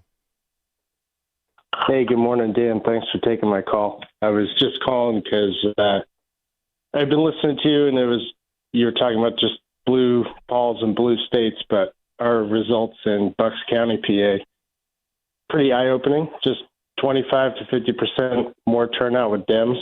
Mm-hmm. And when I checked the Bucks County voter results site when the polls closed, 100% mail-in ballots were all Democratic. And so I think it's just going to be a big uphill battle for next year. I don't know how you beat that. And so what happened in Bucks County? These were like local county board races, or what was being? Yeah, most of it was local, and we removed one sheriff who had an agreement with ICE to detain illegals who already had active warrants. So the new sheriff ran on ending that agreement, and so he won 60% to 40%. Just straight ticket right down the line. And then the other big one was the Supreme Court justices for our state. Yeah, they all those retention votes though are they're always tough. I mean, I didn't hold out much hope that you were going to depose Supreme Court justices on a retention vote, but I know the three held. So in Bucks County, for those who don't know, it's a swing county. It's gone back and forth, right? And for Trump against Kamala. And now this is the situation there you're describing. Yeah, I honestly could not believe the swing. It was just basically 60% Dem, 40% Republican results, all the way down through all the lower ticket elections. Thanks for the call, Jeff. Well, yeah, and where's Scott Pressler when you need him, I guess? I mean, that's the thing. It's got to be sustained. Permanent campaign. That's what the left is in. We're still not. We're nowhere near it. On the right, nowhere near the permanent campaign. And so motivation and enthusiasm matters. You heard Jeff talking about turnout there. I'm talking about turnout in New Jersey. Some of it may be explained by the enthusiasm gap. Some of it may be explained by something else afoot. But that's what needs to be poured over. In addition to, the overall messaging on issues, I'm not ignoring that. I'm not saying it was pristine. But the idea that it's just a little bit of it's like a 10-degree dial turn on what the emphasis was, or because a handful of conservative movement people are going back and forth about Tucker Carlson and his choices for interview subjects and so forth, that somehow is fundamental to the Republican Party's problem. No. Chet and Lyle. Good morning, Dan. A few weeks ago on the All In podcast, there was a related discussion, and one of the hosts mentioned the following, that this may be the result of decades of indoctrination in the public school system. And these trends may be a result of that. Thanks for the call, Chet. Well, I mean, sort of what I was saying about higher, quote unquote, higher education and those Mamdani numbers. Coming up at 6:36, we'll return to our discussion of ICE operations, as well as this high-profile case that we started the show with yesterday, the Colombian teacher that was picked up by ICE when she fled into a daycare center where she may or may not teach. It's unclear to me. But regardless, this is the latest cause celeb, so we'll address it. Ron Vitiello, former chief of U.S. Border Patrol, joins us at 6:36. Now we check the headlines. Good morning, 40 degrees in Chicago and AM 560 The Answer. I'm John Cruz in the AlmostFreeTeeth.com newsroom. Clouds mixing with sun today, 56 the high, good dose of rain starting tonight. Day 37 of the shutdown, and the FAA is capping flight capacity by 10%. That's 40 airports across the country. Chicago's O'Hare and Midway on that list. We have decided that a 10% reduction in scheduled capacity would be appropriate to, again, continue to take the pressure off of our controllers. That's FAA Administrator Brian Bedford. Some of the effects start today. A North Suburban Skokie man accused of shooting a woman during an alleged road rage incident on the north side. Justin Abbott charged with aggravated battery and expected to appear in court. The defendant was arrested after a 23-year-old woman was shot Monday morning. Abbott arrested shortly after. And a South Suburban Dolton food pantry. Feeling the impact of the shutdown, the founder of the Free and Deed Market Food Pantry, Dr. Nicole Scott, concerned she won't be able to help everyone moving forward. She adds the number of people visiting the pantry has increased to up to 200 every day. Big savings on full mouth dental implants are here at AlmostFreeTeeth.com. Medical insurance can make what used to cost a fortune surprisingly affordable. Don't wait. Take the 60-second quiz online to see if you qualify at AlmostFreeTeeth.com. We're checking traffic in 2 minutes on AM 560 The Answer. Get your tickets for Freedom Summit Chicago 2025, happening on Saturday, November 8th at Westin Chicago Northwest in Itasca. This year, featuring Dr. Ben Carson, Scott Jennings, Mike Gallagher, along with Dan Proft, Sean Thompson, John Anthony, and many more. This event will sell out fast, so get your tickets today at freedomsummitchicago.com. That's freedomsummitchicago.com. Sponsored in part by Nauman and Associates, Scott Tucker Solutions Incorporated, and by Catholic Cemeteries of Chicago. Hey, I'm Steve Wyatt, and I want to invite you to the Wyatt Matters show, which airs every Sunday on this station. You can expect lively discussion and heartfelt reflection that will both entertain and inspire you. And if we do it right, maybe deliver some genuine laughter as well. We talk about not only what matters, but also why it matters. Wyatt Matters, Sunday morning at 6 on AM 560. The Answer. Are you tired of tech headaches slowing your business down? Unique Computing Solutions has been the go-to IT team for businesses in Illinois and Northwest Indiana for nearly 30 years. Your systems should be running smoothly, your data secured, and your communications streamlined. Visit our website today at uniquecomputingsolutions.com. That's uniquecomputingsolutions.com. uniquecomputingsolutions.com. Your IT challenges solved. President Trump has made some pretty amazing claims since he's taken his seat as president. He's delivering on what he promised. On Inauguration Day, Trump's very first declaration was, "The golden age of America begins right now. From this day forward, our country will flourish." Consider this. Since the election, gold has shot up hundreds of dollars per ounce, shattering all-time record highs. Fox Valley Coins does not pretend to know the future, but they do know that if you're buying or selling gold or silver, they are the place to do it. These are some of the top reasons people choose a dealer. You want a national dealer with a local presence you can deal with face-to-face. You want a large selection, the best prices, and great service. You want to walk in with cash and walk out with the best product. You want to deal with legacy dealers with integrity. Whether buying or selling or just one valuation, Fox Valley Coins is your answer for choosing a dealer. Visit Fox Valley Coins, 1 light north of I-88 on Route 59 at the Naperville-Warrenville border. FoxValleyCoins.com. Family-owned integrity since 1981. Hi, this is Sean Thompson. When you take your grandkids to Disney, do they know what's in your investment portfolio? Do they even care? They're busy having a great time, and you're busy making memories. At Alpha Wealth Group, Tom Fortino understands the nuts and bolts of retirement planning. The investments, the stock market, taxes, Social Security, Medicare, and much more. But think about it. What are you really trying to do here? Is your goal to beat the S&P, or is your goal to make memories with your family? At Alpha Wealth Group, their goal is to give you the confidence to spend in retirement without the fear of running out of money. Call Tom Fortino and the team at Alpha Wealth Group to learn more. You can do it today. Call 630-864-6711. The number again, 630-864-6711. To schedule a no-obligation consultation. You can do it today, online as well, at alphawealthgroup.com. That's alphawealthgroup.com. Picture this. You're halfway through a DIY car fix and boom, you're missing a part. It's okay, because whatever it is, it's on eBay. And it's guaranteed to fit every time. eBay. Things people love.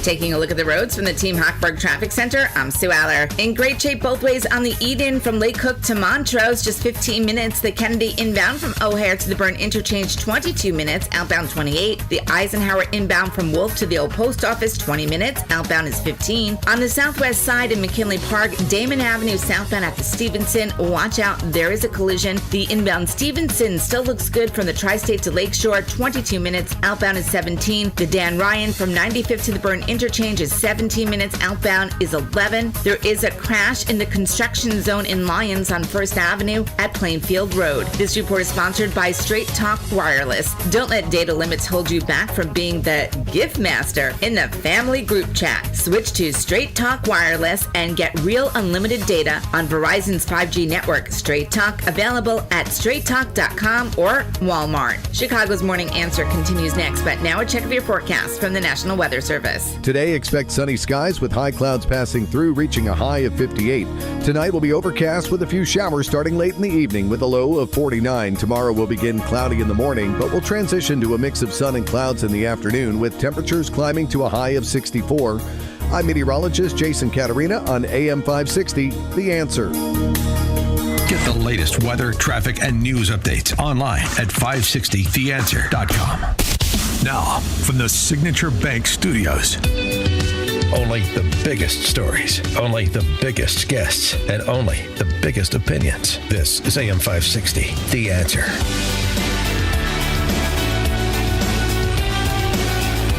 Top of the morning, Dan Proft here. So, revisiting the case we began the show with, because it's going to be used as the next cause celeb for the Open Borders Sanctuary City and State Pauls for as long as they can get some political capital out of it.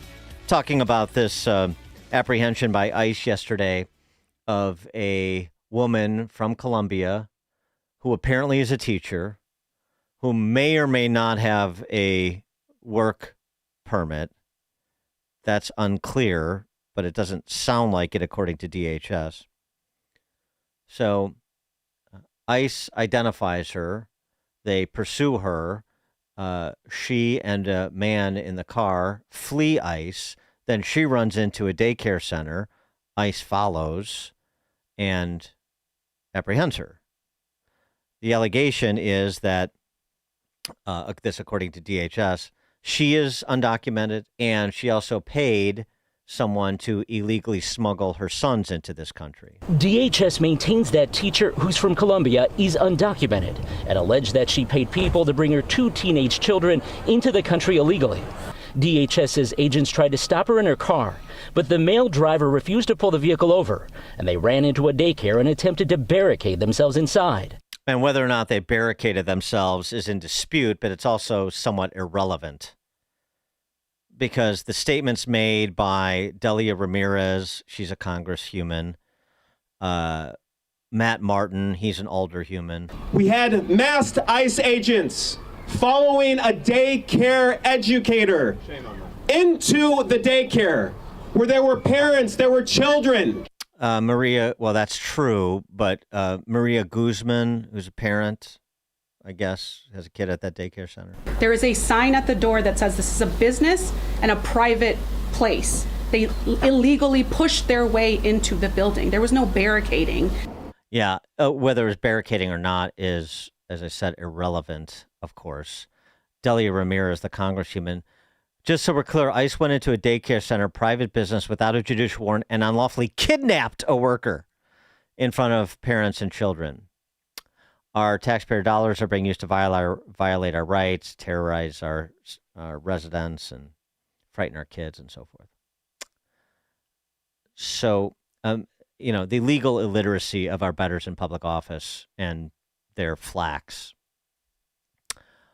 So she resisted arrest by fleeing into the daycare center.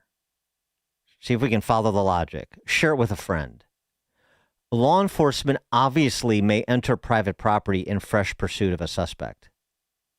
The suggestion to the contrary would make all private property an immediate sanctuary for all suspects, foreign and domestic, which, of course, is patently absurd. I would be embarrassed for Delia Ramirez, but what is the point when one wallows in ignorance as she does, and so many of her fellow travelers do too, in public office and outside of it? The congresswoman who used to be on the Little Rascals there, Froggy, Mike Quigley. This woman is a trusted, loved member of her community with a work permit. Well, again, that work permit question is one that is in controversy. And the other part is the loved, respected, or loved and trusted member of the community. Okay, maybe she is. So then the law doesn't apply to her? We need to do a better job of getting all the facts out faster. We also need to do another better job of just saying, like, I don't have anything against this Colombian teacher. I don't know her. And so whatever you say about her, I'm sure she's a lovely woman. Fine. So is she above the law then? The laws don't apply to people that you like, and then we invent laws to prosecute people you don't like? Is that how we're going to order society? What the hell is wrong with you? More of those conversations need to happen, rather than this sort of mealy-mouthed pandering to the worst elements in political office. And I'm talking about some on the so-called center right, too. For more on this, we're pleased to be joined by Ron Vitiello, Senior Advisor for DHS and CBP Office of the Commissioner, former Chief of U.S. Border Patrol and Deputy Commissioner, and retired Acting Director of ICE. So he's a seasoned hand on this stuff. Ron, thanks for joining us again. Appreciate it. Dan, it's good to be on with you. So, I don't know if you know any more of the details on this daycare case than I provided. But I tell you, one frustration I have with DHS right now is, Operation Midway Blitz in Chicago is been nationalized, by both sides, frankly. But it's certainly being nationalized by the left to demonize ICE. It's bringing in all sorts of political resources from the left to create as much chaos here as possible and make the job of ICE officers as difficult and frankly dangerous as possible. And I don't think actually we're getting very good, timely, comprehensive information from DHS, starting with Tricia McLaughlin. She takes the time to issue statements to these network affiliate newscasts that run these stilted propagandist characterizations of incidents like this daycare center one that I was just talking about. And it's sort of then we're sort of in a vacuum because we get the statement. We don't get any more color. We don't get any response. We don't get the more detailed argument that's made about what exactly is going on. We've had more than 1,000 people arrested as part of Operation Midway Blitz. I'm looking and I have trouble getting this information from DHS in terms of thumbnail profiles on all the people that have been arrested and their backgrounds that we can disseminate. So on the one hand, I'm sickened by the political ruling class in Chicago and Illinois for obvious reasons. On the other hand, I'm incredibly frustrated with DHS too. Yeah, Dan, I think that's a fair assessment. We're always up against, the mainstream media and people who want to, try to control the narrative and pretend that people are in the country illegally, don't deserve to be arrested and shouldn't be removed. And you've got politicians like Brandon Johnson, like Pritzker, who are saying that they don't want anybody deported. Let's just face it. They don't want anyone removed from the United States, despite the fact over the previous 4 years of the Biden administration, upwards of 22 million people were allowed to come into the United States and are all over the country in a city and a town near you. And so that's what's controlling this narrative. And there is a fact sheet out on DHS.gov, but I take your point. We could and should be better at putting the data out about the number of arrests, the type of people. I can tell you that was a targeted enforcement operation. The people that ICE is targeting are people who have done terrible things to the citizens of Chicagoland. They've been arrested. Some of them have been convicted. And then they were released by Illinois authorities because of the sanctuary status that Illinois and Cook County and other places want to have and love to have and are bragging about on television, the flouting of federal law, if you will. And it puts us all in danger. Yeah, no, I know. But and we talk about, Katie Abraham, the inspiration for Operation Midway Blitz. We talked to her father. We talk about going back a decade, the cases of Denny McCann, whose killer was released by Tony Preckwinkle more than a decade ago in Chicago. It's been going on for a long time here. And so many other cases. But we want, you need the real time information to explain to people this is a proportional response, and this is not your huddled masses yearning to breathe free that the politicians want you to believe. So I see Trish McLaughlin talking and all these guys go on Fox News and talk about 2 million deportations, 1.5 million self-deports, and 500,000 to 600,000 actual apprehensions and deportations, and that's all well and good, but it's sort of like this, the Stalinist observation that, one person's death is a tragedy, a million's is a statistic. And so you have to tell the individual stories on a fresh daily basis of like, this is what happened today. And when they say that, when they argue in court that ICE conditions at the Broadview facility are not up to federal standards or inhumane and all the controversies surrounded the raid on the South Shore apartment building, we're just not getting enough response from law enforcement. And also, I got to say, I'm a little frustrated too that we're not seeing a little bit more activity for to organize law enforcement, to stand for law enforcement. These ICE officers, I just get characterized as domestic terrorists and racists and all this stuff, and there's really no response to it other than from a few people talking on the radio and on podcasts like myself. And I mean that can't go unchallenged either. There needs to be like the response is not equal to the political efforts of the open borders left on this. I agree with you. But the men and women out there on the front line, both at our southwest border, other borders in the U.S., and the people that are working with ICE and CBP in Chicago are dedicated to protecting the American people. They swore an oath to protect us, and unfortunately, they have to deal with this activism that is dressed up in judges' robes. These activists that are elected politicians in the Chicagoland area that want the rest of Chicago to believe that being in the country illegally is not a crime. It is a federal crime. We're doing the best that we can as it relates to finding these people and targeting them, like in this particular case. This lady engaged in a conspiracy with the cartels to bring her children into the United States. It wasn't enough for her to be here on the Chicago economy and try to make a better life for herself, albeit illegally. That wasn't enough. She had to smuggle her family into the United States. And so she came up on the radar because she engaged in that conspiracy. We don't know whether those kids are trafficked or not, but that's what she engaged in. She paid smugglers to bring children in the United States that she said were hers. That's how she got on the radar. That's how she became a target. And everything that happened after her failure to stop the car on the roadway lays at her feet, and it is not the problem or the fault of frontline agents who were trying to take her into custody for the criminal behavior that she engaged in. So that's a new point of information. So this was cartel related. She engaged members of a drug cartel in Colombia. All smuggling into the United States is controlled by cartels, both at the Mexican border and in the pipeline in a place like Colombia, where it could be Tren de Aragua, it could be other factions of criminal terrorist organizations who use people, smuggle and engage in human trafficking. And this is what she did to get on the radar in that area. Interesting. Okay, well, that's good to know. I mean, that's the kind of stuff that we need to know exactly. This is why we have you on.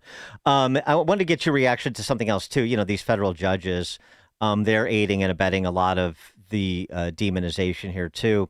Federal judge ordering the Broadview facility to improve conditions. Inhumane conditions is the accusation, saying there is a lack of clean bedding, sufficient space to sleep, soap, towels, toilet paper, toothbrushes, and so on and so forth. People should be sleeping on top of one another. That's what U.S. District Judge Robert Gettleman said. And so, I mean, you get these sort of suits all the time from U.S. citizens who are prisoners.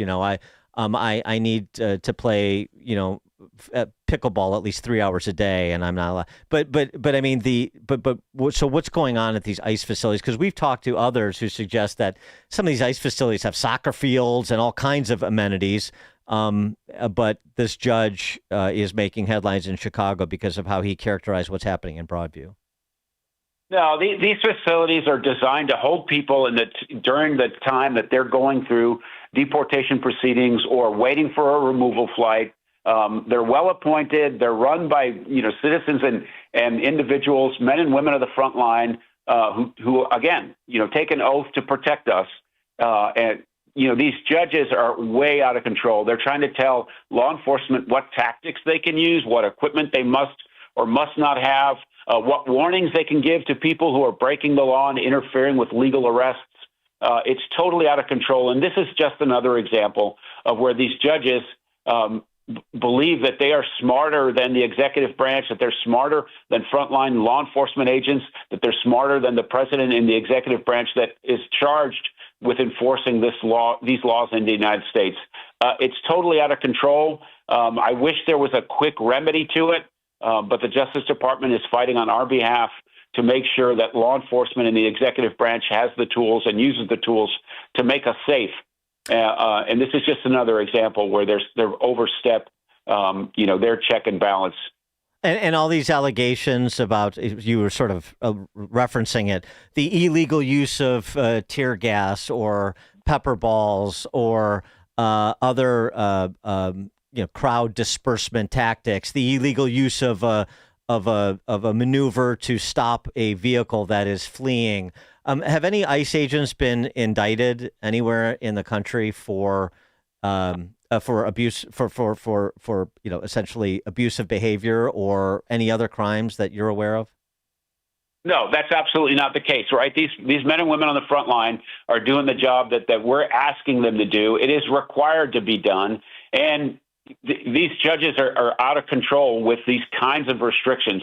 And let me just tell the people of the Chicagoland area, if you get in the way of lawful law enforcement activity and you put hands on an ICE agent or a Border Patrol agent or a CBP officer who is out there trying to do the job that we've assigned them to do, you will be arrested for impeding. You will be arrested for assault if you put hands on an officer in uniform. So that's what's happening in these cases. When you try to confront lawful activity by law enforcement agencies, and you try to prevent the arrests of people who are in the country illegally, you will go to jail, and we will use the tactics, less lethal munitions. We will use handcuffs. We will use zip ties. We will use physical activity to take you into custody for the illegal activity that you're engaging in by trying to let people who are in the country illegally escape lawful arrest. One other matter, just because it continues to be asserted, so we have to continue addressing it, that there's not due process being given. People are being disappeared. You heard the term kidnapped. And what actually happens when an ICE officer apprehends somebody on the list and moves them through the system? What actually happens? This is absolutely irresponsible activity by these elected officials. There's no such thing as a law enforcement officer kidnapping somebody who is in the country illegally, has been ordered by a judge in immigration court to be removed, or has been convicted of crimes in the United States, thereby making them deportable, and so we're trying to take them into custody. The process that exists is the process. And these people that are in Congress, the governor and the mayor, they know full well that the apparatus that runs immigration enforcement, both the line arrests, immigration courts, and detention that's funded in the United States, is funded by the United States Congress. And for them to suggest that this is unlawful activity like kidnapping or disappearing people is complete irresponsible rhetoric. It deserves to be condemned at every level, and it is increasing the height of irresponsibility by these feckless politicians who would rather get headlines, clicks, and likes on Instagram instead of doing their job. If they want to reform what's going on in the streets of Chicago, Governor Pritzker could easily ask the state legislature to reinstate the policy that when someone is arrested in Illinois who has been born in a foreign country that has illegal or legal status in the United States and gets convicted of a crime that makes them deportable, they can pick up the phone and honor the detainer that ICE will file on them and take those people into custody in the lobby of a jail. They don't have to be on the streets. They don't have to stop cars. They don't have to confront people at their homes or at their businesses. The governor could have that in minutes if he wants that to happen. But he won't do that because he wants the clicks, the likes, and the irresponsible rhetoric to go downrange because his leftist base demands it from him. Ron Vitiello, Senior Advisor for DHS CBP Office of the Commissioner, former Chief of U.S. Border Patrol and Deputy Commissioner and retired Acting Director of ICE. Ron Vitiello, thanks for joining us as always. Appreciate it. Thank you, Dan. And you join us on the Turnkey.pro answer line.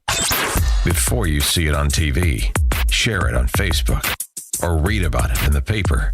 Hear it here first. This is Chicago's Morning Answer on AM 560. The Answer. I've been screwing up all the chores at home. Hey, we all make mistakes. But darn it, my wife still isn't mad at me. You want her to be mad? Yeah, so I can sleep on the James sofa from Penny Mustard. With the extra deep seats. And ultra-high-density foam cushions. You're messing up on purpose so you can sleep on the James sofa? I gotta admit, it's a pretty good plan. The James sofa, starting at $22.96 at Penny Mustard. 7 Chicagoland showrooms. PennyMustard.com. Better versions of what people want. Sign up to become an AM 560 Advantage member at 560theanswer.com. News, opinion, insight. This is AM 560, The Answer. WIND, Chicago. Streaming at 560theanswer.com on the AM 560 mobile app or tell your smart speaker to play The Answer Chicago. Government shutdown day 37. Gianna Gelosi, Fox News. The FAA getting ready to slow traffic at airports while the government shutdown continues, with Congress yet to pass a bill to end it. The shutdown is forcing the FAA to reduce air traffic by 10% at high volume locations. Now, that's about 3,500 flights each day. It's not clear which airports are affected. Transportation Secretary Sean Duffy called this proactive to keep flying going.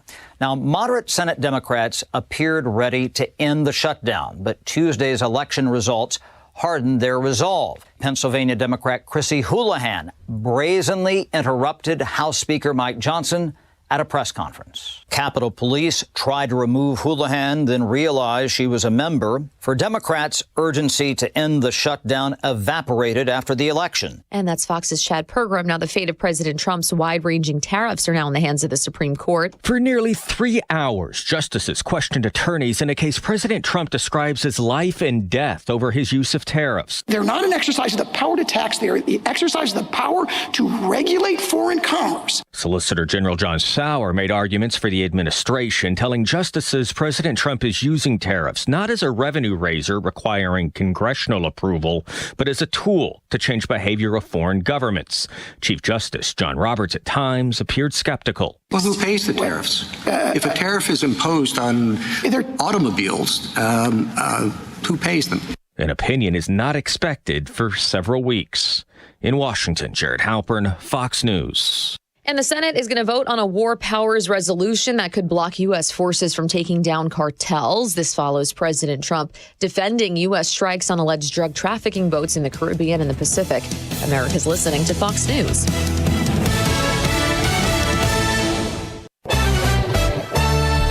Good morning, 38 degrees in Chicago and AM 560 The Answer. I'm John Cruz in the AlmostFreeTeeth.com newsroom. Partly cloudy, 56 today. Rain moves in overnight. Chance of snow coming in Sunday. A federal judge ordering government officials to improve the conditions at the Broadview ICE Detention Center.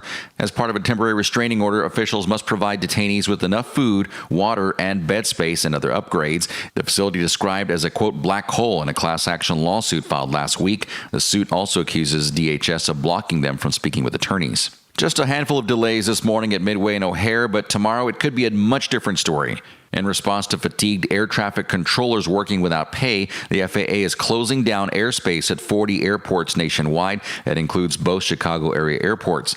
Sources say the agency will begin cutting 4% of the flights today. That will ramp up to 10% of flights through the weekend. Shootings and murders continue to be on a downward trend this year in Chicago. Police say as of October 31st, the city has experienced a 29% drop in murders this year as compared to the same time last year. There's also been a 36% decrease in shooting incidents and a 35% decline in shooting victims. An investigation underway after someone took an excavator and knocked down part of a house in Petersburg. Police say a person gained access to an excavator parked at 208 Sheridan Tuesday night. They then used that machinery to demolish the front half of a house on 8th Street. No one was home at the time. No arrests have been made. And a woman believed to have been the oldest living person in the state has died. Winona Bish died this Saturday at the Vias Senior Care Center in Sherman at the age of 113. Bish was born in Springfield in 1912. She was cited as being the 5th oldest living person in the United States. Big savings on full mouth dental implants are here at almostfreeteeth.com. Medical insurance can make what used to cost a fortune surprisingly affordable. Don't wait. Take the 60-second quiz to see if you qualify at almostfreeteeth.com. We're 2 minutes away from checking the roads right here on AM 560 The Answer. Hugh Hewitt pleads to the Democrats. Tens of thousands of federal workers will be laid off and they will not be rehired if the Chuck Schumer shutdown continues. So if I were a government union representative, I would be on the phone to Senator Schumer, ask him to make his remarks brief, to the point, and reopen the government. The Hugh Hewitt Show, afternoons at 2, right before Sean Thompson at 4 on AM 560. The Answer. Dr. Halbert here. Are you tired of standing in front of the paint aisle wondering which product really works? That's exactly why I invented Blue Stop. It took me 10 years to perfect Blue Stop's unique and effective formula. As a surgeon, I saw how stiff joints, sore muscles, and body aches kept too many people from enjoying life. Blue Stop works fast, absorbs quick, and smells great. No prescription, no waiting. It's on the shelf right now at Walmart. Feel the difference. Progressive presents Employee of the Month.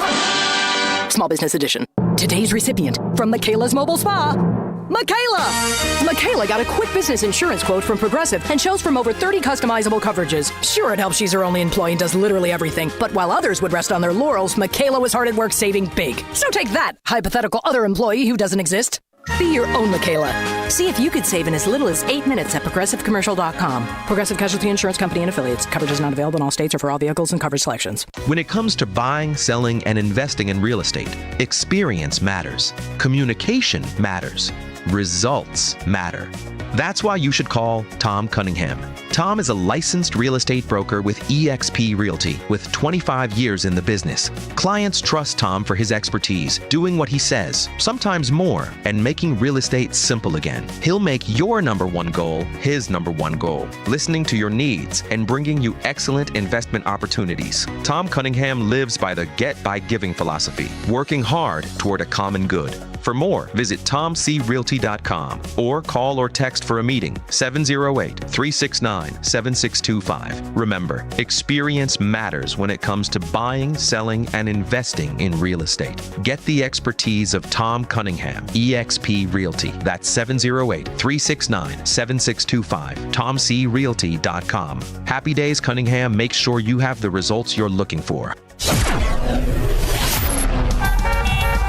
Taking a look at the roads from the Team Hochberg Traffic Center, I'm Sue Aller. We are shut down on the eastbound side of Lake Street in Bartlett, all because of a collision between Bartlett Road and Oak Avenue. And on the westbound side, only one lane is open, so just stop and go. You are in good shape both ways on the Eden. It's 15 minutes from Lake Cook to Montrose. The Kennedy is 32 minutes in both directions from O'Hare to the Byrne Interchange. The Eisenhower inbound from Wolf to the Oak Post Office is 24 minutes. Outbound is 22. Inbound Stevenson from the Tri-State to Lakeshore is 34 minutes, outbound 23. The inbound Dan Ryan from 95th to the Byrne Interchange is 22, outbound looks good at 11. Stop and go delays northbound on Lakeshore Drive as you head towards Hollywood Avenue. Also real slow on the Jane Addams on the eastbound side as you approach the Eisenhower. Traffic is a service of Turnkey. Chicago's Morning Answer continues next, but now a check of your forecast from the National Weather Service. Today, expect sunny skies with high clouds passing through, reaching a high of 58. Tonight will be overcast with a few showers starting late in the evening with a low of 49. Tomorrow will begin cloudy in the morning, but will transition to a mix of sun and clouds in the afternoon with temperatures climbing to a high of 64. I'm meteorologist Jason Caterina on AM 560, The Answer. Get the latest weather, traffic, and news updates online at 560theanswer.com. This hourly segment is brought to you by Goldilocks, offering smart security systems to homes and businesses. Call Goldilocks at 708-889-5600. Now, from the Signature Bank Studios, this is Chicago's Morning Answer with Dan Proft on AM 560. The Answer.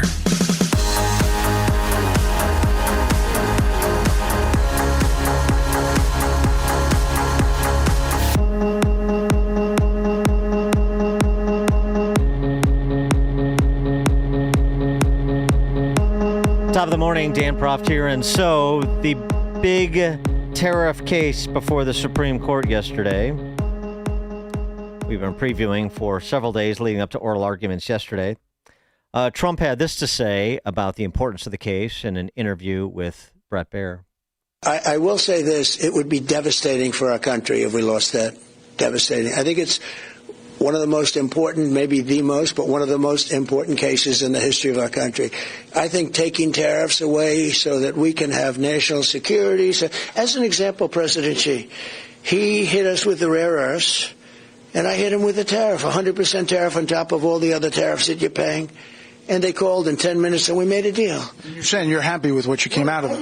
If I didn't have tariffs, we would right now, the entire world would be in a depression. Because, that wasn't a threat against us. That was a threat against the entire world. I did this for the world.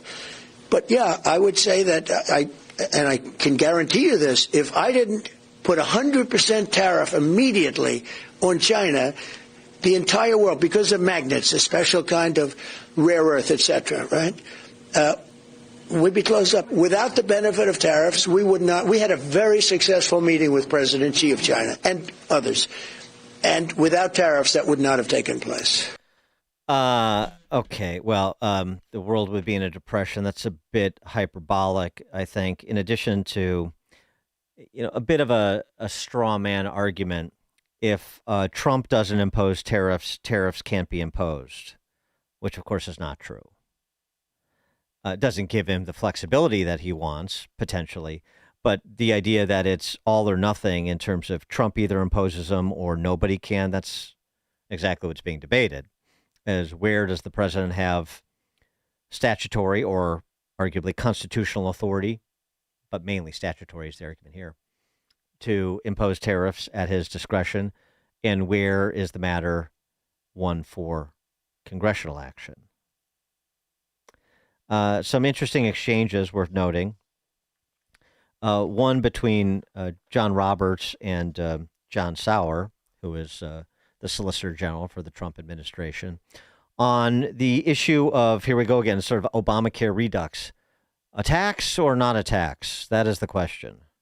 Well, yeah, foreign commerce part, but I mean, and I think this is a question for the other side as well. It's two-facing. Yes, of course, tariffs and dealings with foreign powers, but the vehicle is imposition of taxes on Americans, and that has always been the core power of Congress. So to have the president's foreign affairs power trump that basic power for Congress seems to me to kind of at least neutralize between the two powers, the executive power and the legislative power. Let me say two things in response to that. First, the notion that the taxes are all borne by Americans and are not borne by foreign producers whose goods are imported is empirically, there's no basis for that in the record. It's actually a mix. Well, who pays the tariffs? If a tariff is imposed on automobiles, who pays them? Typically there'd be regardless of who the importer of record is, there'd be a contract that would go along the sort of line of transfer that would allocate the tariff, and there'd be different. Sometimes the foreign producer would pay them. Sometimes the importer would bear the cost. The importer could be an American, could be a foreign company. A lot of times it's a wholly owned American subsidiary of a foreign corporation. So it gets allocated. The empirical estimates range from like 30% to 80% of like how much is borne by Americans. I mean, it's been suggested that the tariffs are responsible for significant reduction in our deficit. I would say that's raising revenue domestically. There certainly is an incidental and collateral effect of the tariffs that they do raise revenue, but it's very important that they are regulatory tariffs, not revenue-raising tariffs. And the way you can see this, I think, if you look at this policy is by far the most effective if nobody ever pays the tariffs. And I say two policies, right? So if you look at the trade deficit emergency, if nobody ever pays the tariffs and instead Americans direct their consumption towards American producers and stimulate the rebuilding of our hollowed out manufacturing base, then the policy is by far the most effective. So a tariff, a regulatory tariff that... Why not do what the statute permits? Bar importation of products altogether. Okay, so that last piece we'll take separately, but the tariff revenue has not changed the federal debt trajectory. Just as a point of order, Tax Foundation has a pretty good analysis on that. But secondly, this argument that Sauer made about it being regulatory and not revenue generating, when they work perfectly, we would have no Americans paying taxes, which is what a tariff is, because they'd only be buying American goods. Well, in what world is that? If Americans are paying a portion of the tariff imposed, then they're paying taxes, a portion of the tax, but still a tax. And I mean, demand is never going to be perfectly elastic or perfectly inelastic. I mean, a little Econ 101 here. You can slap 100% tariff on French champagne, and some people are still going to pay to import it. So what what world is that he's suggesting we're going to have this status where nobody is paying the tariff because Americans are only purchasing American goods that are competing with foreign goods? I mean, it just seems to me completely implausible. Strange argument to make. But I understand he has to make the regulatory argument, not the tax argument, because taxing power is congressional. And one other exchange, now going the other direction. Brett Kavanaugh challenging Oregon Solicitor General Benjamin Gutman on one of the central statutes in this discussion, the International Economic Emergency Powers Act, and asking about this alleged donut hole in the act. You just heard it mentioned at the end. The president has the power to embargo the importation of goods altogether. So if he has the power to do that, then wouldn't he have the power to do something less than that? This was the back and forth between Kavanaugh and Gutman. Mr. Katyal referred to common sense several times, and I want to pick up on Justice Barrett's question, because your interpretation of the statute, as she pointed out, would allow the president to shut down all trade with every other country in the world, or to impose some significant quota on imports from every other country in the world, but would not allow a 1% tariff. And that leaves, in the government's words in its brief, an odd donut hole in the statute. Why would a rational Congress say, yeah, we're going to give the president the power to shut down trade? I mean, think about the effects. But you're admitting that power's in there. Yeah. But can't do a 1% tariff.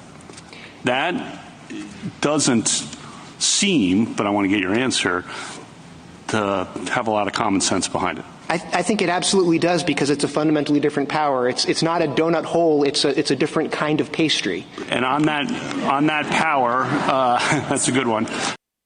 As Ty Webb famously said, a flute with no holes is not a flute, but a donut with no hole is Danish. Think about it. It's very zen.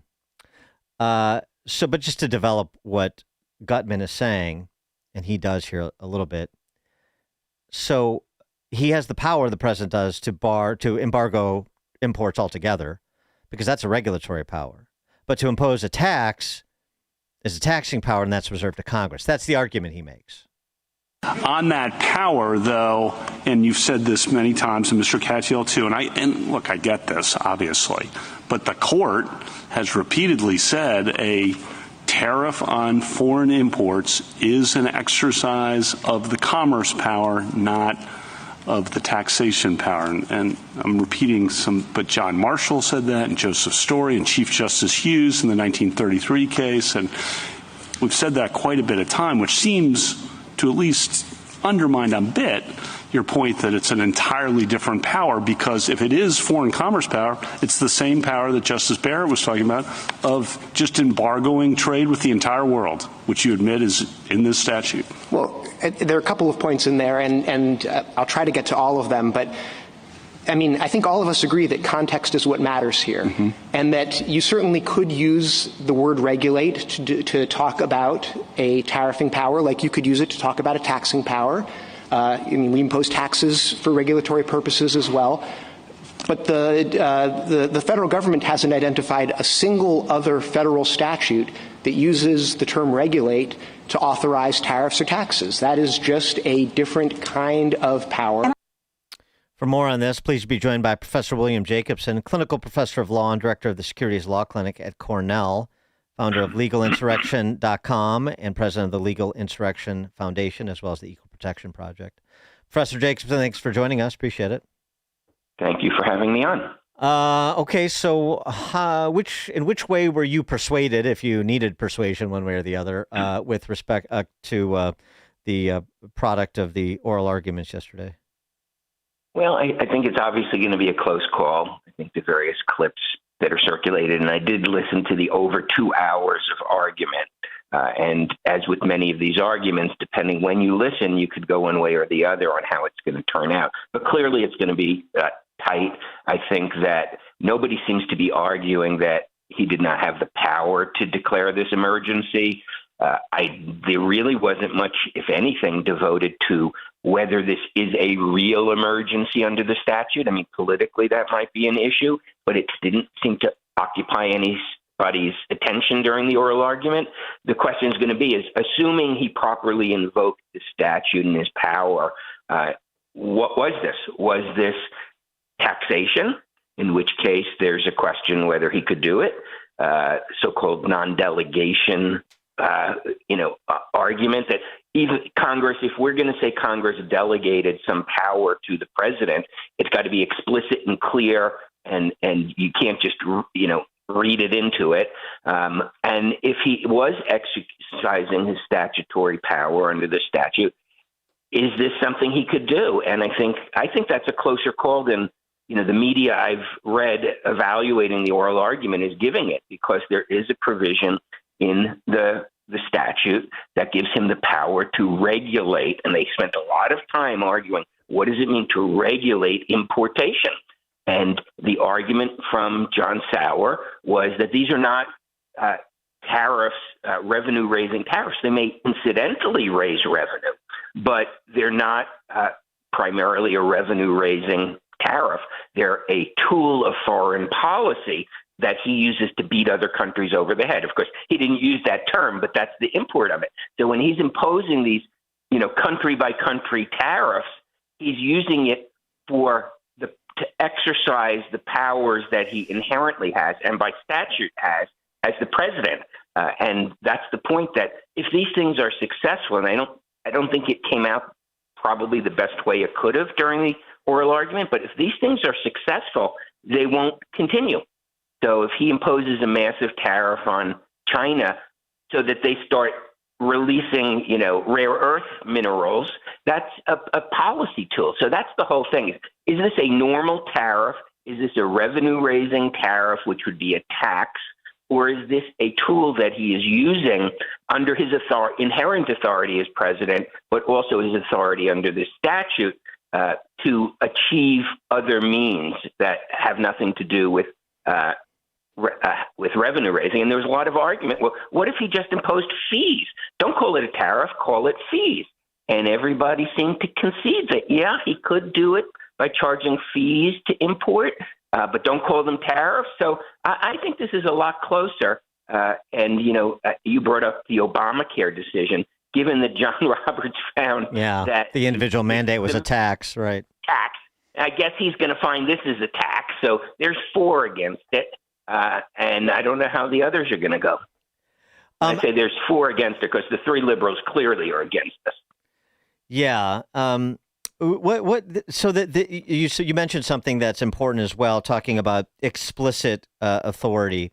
And this is the question of the major questions doctrine, if you will, being applied to this case, right? Where, I mean, you can explain it, but it'd be just the idea that when you're talking about a major question of significant public concern and implication for the United States, then the conference of authority to the executive has to be made explicit by Congress. Right. And I misspoke. I call that non-delegation. That's the, major questions doctrine. Non-delegation would be there are certain powers Congress can't even delegate to the president, like the power to declare war, although gets a little fuzzy on what's a war and what needs a declaration. Right. So, yes, 2 different issues. I misspoke on that. It's the major issues doctrine, which is that if there's something that has, I forget what the exact definition is, but call it societal impact, broad societal impact.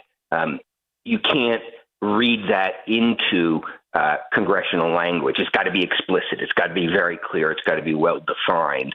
And that grew out of really the expansion of the federal bureaucracy and attempts to rein it in, where they would read things into a statute and say, we can do this now. So, yeah, those are 2 different issues. I don't think the case is going to turn on either of those. I think the case is going to turn on whether this is a tax and whether it falls under the regulation of imports, which Congress has given to the president. And there's a whole issue, as your clip mentioned, but there was a lot more argument about it, you're telling us he can shut down trade completely, and nobody disputed that. But he can't impose a 1% tariff as a tool to achieve whatever his foreign policy goals are.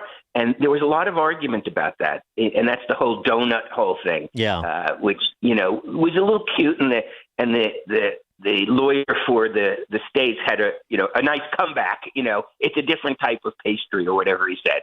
But that, putting that little wordplay aside, does it make any sense that you would give the president power to completely shut off trade with the world, okay?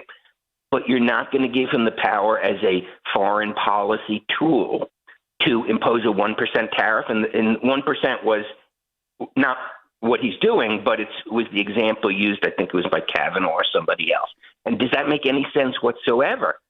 Isn't that included under the definition of regulate import that he has the power to do?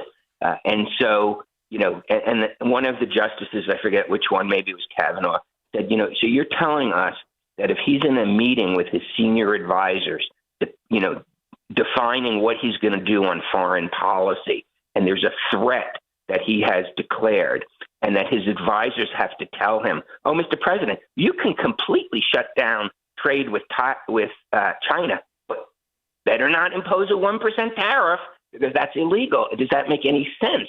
Because when you read statutes, you're supposed to read them to be consistent and to make sense, basically. And does that make any sense that Congress would do that? And so I think this is a much closer call than the media coverage is giving it credit for, because most of the media coverage just doesn't like the policy, and that's a different issue. Okay. Well, I don't even know that they don't. I don't even know that they don't like the policy. They just don't like the policy maker. I think if this was Biden doing it, they wouldn't care. But here's the other thing though too, is that there are other powers, statutory powers the president has with respect to trade and the imposition of tariffs, but they're not the immediate snapback that the president wants. So, for example, this was talked about too, the Trade Expansion Act of 1962 under Kennedy, Section 232. The president can impose tariffs or imports for national security reasons, but it requires a DOC investigation to substantiate the need. The Trade Act of 1974 statutory tariffs or imports from countries engaging in unfair trade practices, which clearly you could make a strong case for that applies to China, but that requires an investigation from the U.S. Trade Rep's office. So part of this is the distribution of power. Part of it is the immediacy with which the president can take action. He has these other statutory powers that could probably serve the same interests he is trying to serve with these policies, but it would require more bureaucratic wrangling than he's, otherwise inclined to want to do if he doesn't have to. Yeah, well, those, and it would be very interesting, and it did come up at one point during the argument, this issue, well, there's other authority for him to do these things, which right. he didn't invoke. And, if John Roberts, is true, he would, like he searched for a way to save Obamacare, is he going to search for a way to save what Trump is doing by finding other statutory authority? Even if it wasn't the centerpiece of the lawsuit. And that's going to be interesting. Right. I mean, and with respect to the aspect of like whether or not this is a revenue generator, I mean, there's a lot of things that are sort of, run a little bit counterintuitive if you're trying to apply common sense. You're saying something that's generating revenue is not a revenue generator. I mean, it's generated revenue. Amy Coney Barrett asked the question about how, essentially to Neil Cattell, how difficult it would be to essentially refund the monies collected to the appropriate parties if these tariffs were reversed. And he basically said, it might be a little complicated. I actually don't think it would be that complicated because I think the tariffs imposed are all like, under the IEEPA. And so it would be pretty easy in terms of looking at the coding and rebating the monies. But the point is to say, like, a tax is not a tax, and a revenue generating tax is not really generating revenue, and you can do, you can go full Monty, but you can't, take your socks off with respect to what we were talking about before, stop trade altogether, but not impose a fee on. So, I mean, there's just so many contradiction in terms, in part because it seems like some of the statutory language is at odds with itself, as well as Supreme Court precedent in these cases that still need some divination, if you will, as you sort of heard Brett Kavanaugh going through with that Oregon Solicitor General. Yeah. I mean, I think that it's going to be close, and I think if Trump's going to lose, it's going to be that they will find that this is not within the meaning of the term regulate, that if Congress wanted to give him the power to impose tariffs, they could have said it. And the fact that they didn't, and we're not going to read into this vague word, regulate imports, to read it as a tariff, Congress didn't say it, didn't give it to them. If they wanted to, they could have. And that's how we're going to read a statute with its plain wording. We're not going to conjure up all sorts of expansive power from a word like regulate. Professor William Jacobson is the clinical professor of law, director of securities law clinic at Cornell, founder of LegalInsurrection.com, and president of the Legal Insurrection Foundation, as well as the Equal Protection Project. Professor Jacobson, thank you as always. Appreciate it. Great. Thank you. And Professor Jacobson, join us on the Turnkey.pro answer line. Hear about the big stories of the day, then talk about them right here on Chicago's Morning Answer on AM 560.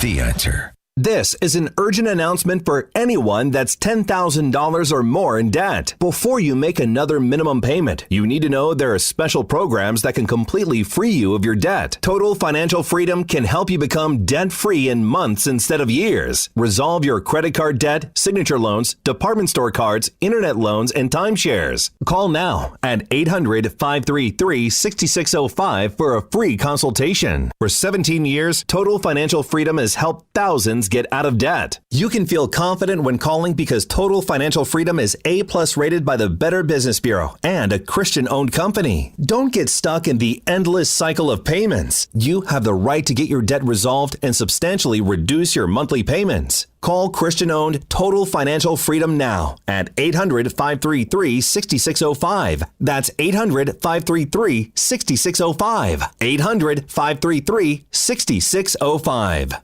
Chicagoland traffic. The Ike, the Stevenson, the dreaded 294. You sitting in traffic is not time well spent. Time is money. Oh, come on, man. What's the slowdown for? Especially when you're trying to do your own company deliveries. What is happening up there? I got things to deliver. But instead of sitting there getting more and more frustrated, Please, can we go any slower? you could be back at the shop getting work done. I should have stayed at work and actually worked. Get Quick Delivery Service to battle the traffic for you. They'll make your deliveries while you get other things done. Quick Delivery Service makes it easy. No forms, no labels, no scanning. They'll deliver large pallets of materials to important documents. Simply tell Quick Delivery Service where it's going. They'll pick it up and get it to your destination quickly. Plus, your deliveries are tracked with real-time GPS notifications. Visit quickdelivery.com and stay out of traffic. Oh no, this exit's closed? Call now for a free quote. 847-534-2244 or go to quickdelivery.com. AM 560. The Answer.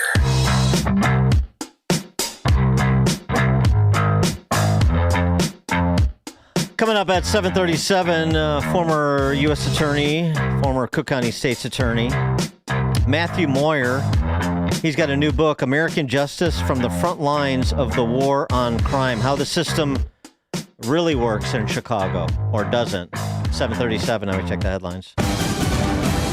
Good morning, 40 degrees in Chicago on AM 560 The Answer. I'm John Cruz in the Quick Delivery Newsroom. Partly sunny and 56 today. Rain moves in later tonight. 12 people confirmed dead in that UPS plane accident, including a child, but that number could rise.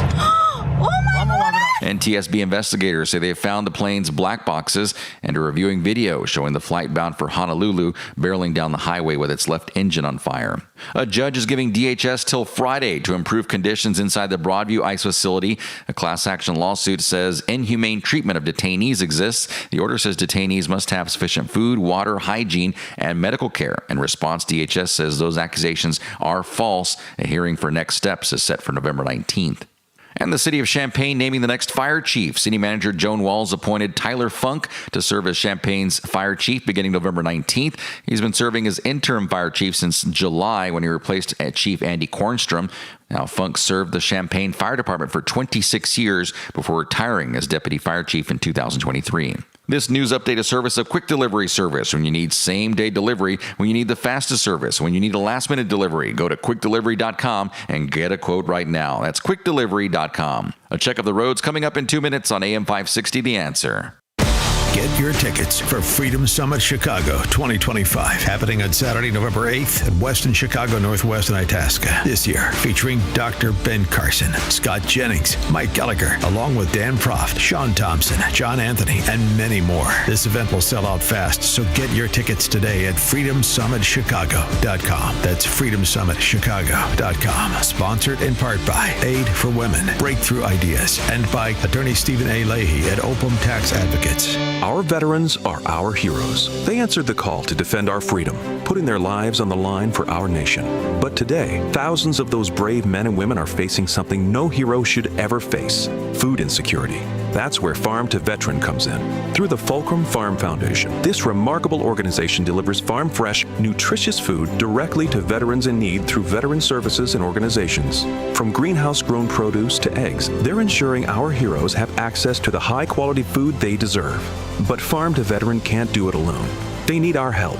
Your financial contribution directly supports their mission to feed more veterans across their growing network of partner farms nationwide. And there's another way you can make a difference. Join them at their upcoming community events. Visit farmtoveteran.com today. That's farm2veteran.com to donate or learn about events near you. Because those who served our country shouldn't have to wonder where their next meal is coming from. Let's stand with those who stood for us. That's farm2veteran.com. If you're one of the millions of Americans behind on your taxes, if you're afraid to open your mail because IRS collection letters could be coming, listen carefully. The IRS is cracking down, taking paychecks, freezing bank accounts, revoking passports. That's a fact. But here's what most people don't know. There are official tax relief programs designed to help struggling taxpayers. Programs that could save you thousands if you qualify. No one knows these programs better than the experts at Optima Tax Relief. Optima's award-winning team will fight to protect your paycheck, your passport, and your property. Their tax attorneys attorneys and licensed tax professionals will work tirelessly to get you the best deal possible with the IRS. Every day, penalties and interest keep piling up, so don't wait. Call Optima now for a free consultation. Call 800-965-1433. 800-965-1433. 800-965-1433. Optima Tax Relief. Some restrictions apply. For complete details, please visit OptimaTaxRelief.com. Sean Thompson here, and with me today is my friend Dr. Michael Huber, who is one of the creators and developers of Virago. Why don't you tell us what Virago is and the benefits of it? I created Virago with 23 natural ingredients that work together to create this immune response in the body. I created it to fight viruses. So you see the intended results, but for these other benefits, when did you start hearing of that? After 3-4 weeks, that all of a sudden their allergies are disappearing. People with congestive heart failure, which really amazed me. I had a vet that had been in a wheelchair for 3 years and couldn't walk, and his legs were swollen. In 3 months on Virago, he was able to walk again and get out of the wheelchair. It takes a couple of months. You know, your body has to repair itself. Well, that's absolutely fantastic. And now you can order a bottle at myvirago.com. Myvirago.com. Use coupon code IMMUNE to save 30%. Virago and Maha. Maha starts with Virago. Making America healthy again. Protect your liver and give it the support it deserves with Active Liver from New Nordic. Find Active Liver in stores at your local CVS, Meijer Grocery, or online at Amazon or at newnordicusa.com. Taking a look at the roads from the Team Hochberg Traffic Center, I'm Sue Aller. Stop and go delays on the eastbound Jane Addams as you approach the inbound Eisenhower. Also real slow on the northbound Tri-State, all because of volume on the ramp to the outbound Eisenhower. The Eisenhower inbound from Wolf to the old post office is 35 minutes. Outbound is 23. The inbound Stevenson from the Tri-State to Lakeshore is 41 minutes. Outbound is 23. The Dan Ryan from 95th to the Burn Interchange is 27 minutes. Outbound is 11. The Eden inbound from Lake Cook to Montrose is 16. Outbound is 22. And the Kennedy inbound from O'Hare to the Burn Interchange is 38 minutes. Outbound is 41. This report is sponsored by Blindster.com. Blindster.com sells custom blinds, shades, and shutters at low prices. Their blinds are handcrafted to fit your windows, and if they don't fit for any reason, they'll remake them for free. Your satisfaction is always guaranteed at Blindster.com. Chicago's Morning Answer continues next, but now a check for your forecast from the National Weather Service. Today, expect sunny skies with some high clouds passing through, reaching a high of 58. Tonight will bring overcast conditions with a few showers starting in the late evening with a low of 49. Tomorrow will start off cloudy in the morning, but will transition to a mix of sun and clouds in the afternoon, with temperatures climbing to a high of 64. I'm meteorologist Jason Caterina on AM 560, The Answer. Get the latest weather, traffic, and news updates online at 560theanswer.com. Now, from the Signature Bank Studios. Get your tickets for Freedom Summit Chicago 2025, featuring Dr. Ben Carson, Scott Jennings, Mike Gallagher, and many more. Get your tickets today at freedomsummitchicago.com.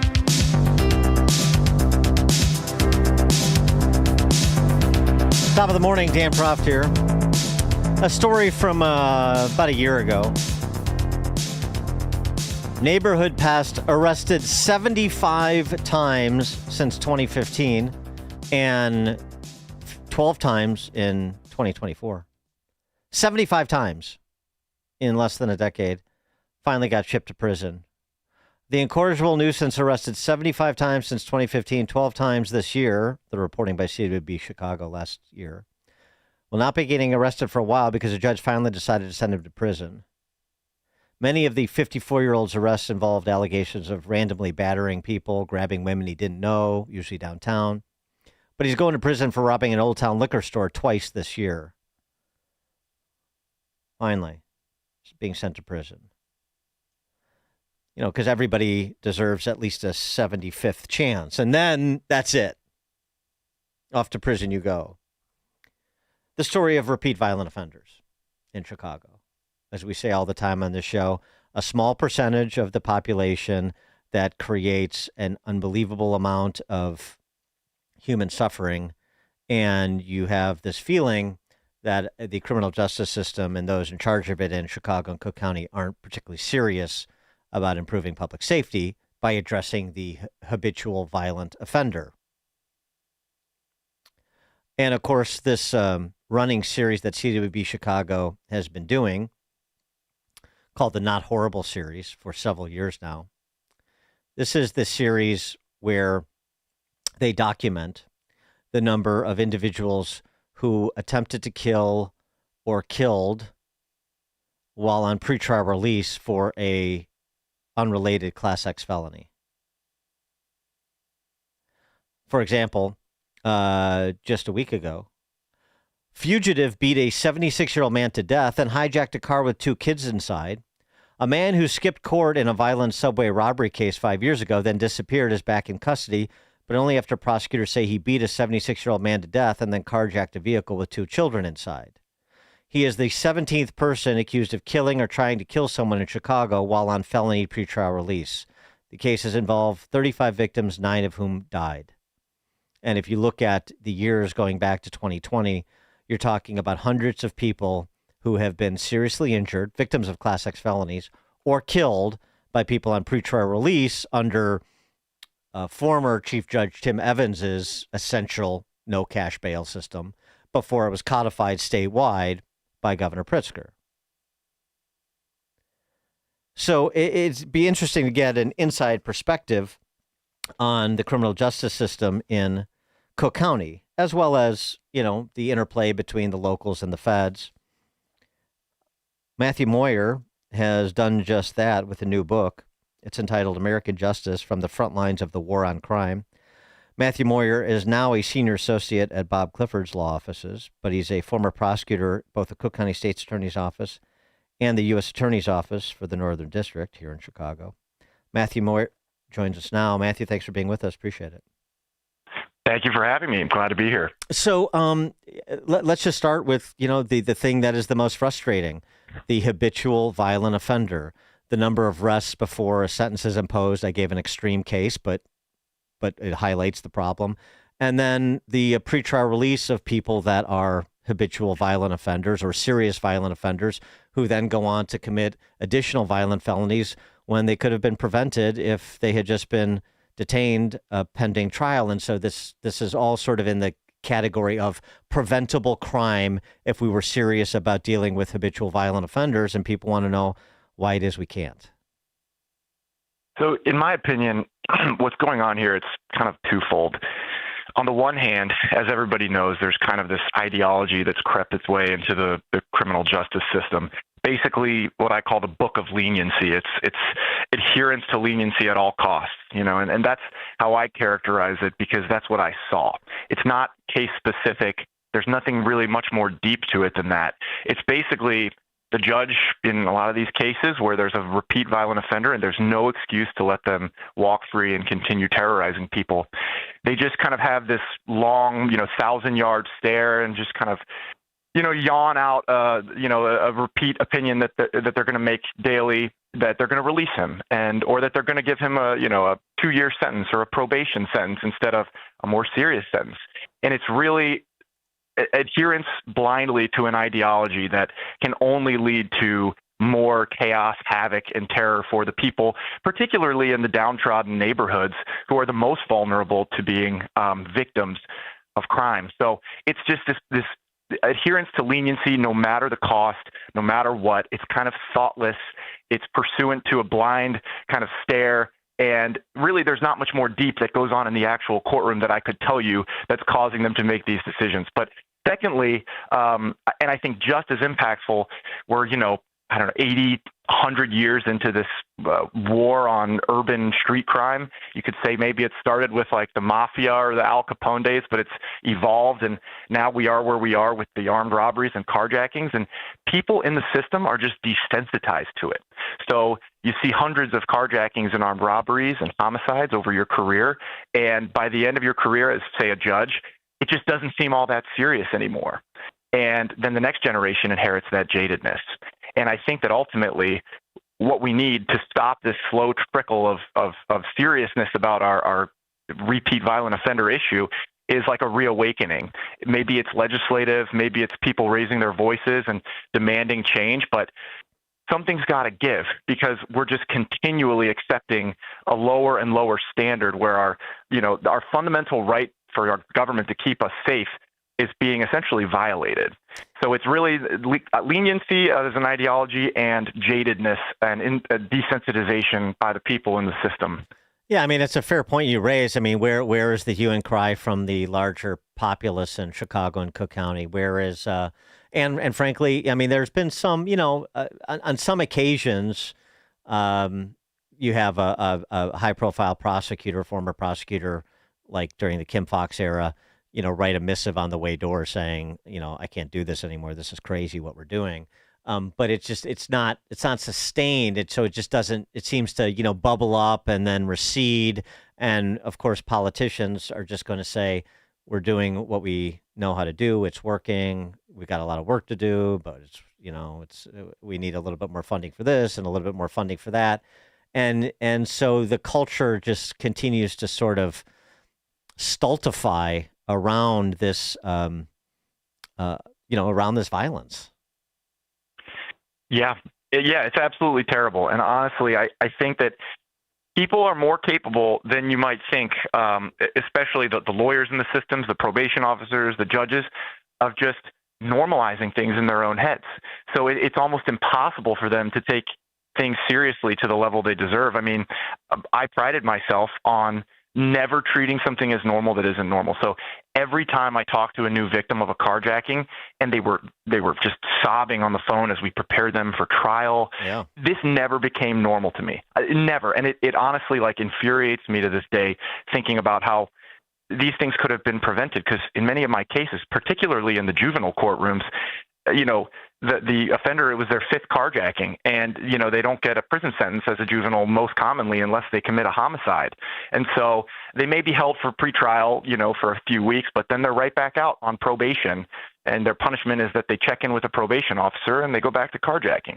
And I just remember the cries of the victims, the fact that they have to take psychiatric medicine, or that they can't walk around outside anymore. They have panic attacks. It's very real, the toll this takes on people. But the people within the system, it's just, they have to, as an adaptive mechanism to blunt themselves to this. And I was always, as a prosecutor, trying to, speak loudly to others around me and say, we have to fight, we have to do something. And a lot of people were on my same page, but you have a lot of people that it's just a 9 to 5, and it's just the way that it is. So this is interesting because you know how the finger pointing goes. It's the Cook County State's Attorney's Office. No, it's the chief judge and what's going on in the courts. No, it's police not solving crimes. So and you're saying sort of all of the stakeholders in the system, there is a certain desensitization, as you just described, that that results in bad outcomes. So, but it's sort of evenly distributed? Is that what you're sort of generally saying?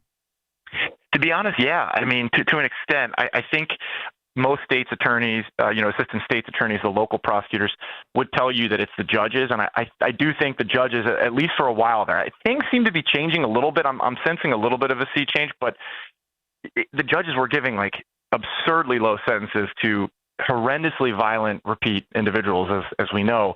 So I think they do bear some of the fault there, but it really is difficult to coordinate all the parts together when you do have to deal with a lot of, bureaucracy on all ends. I mean, the processes for getting these people to justice, even notwithstanding the judge's sentences, it's very difficult to work through the red tape, and that's just kind of built into any governmental process, in my opinion. And so as a prosecutor, you're constantly fighting, multiple layers of review to do certain things, to appeal a decision or to get people charged with a certain more serious kind of enhanced, sentence type crime.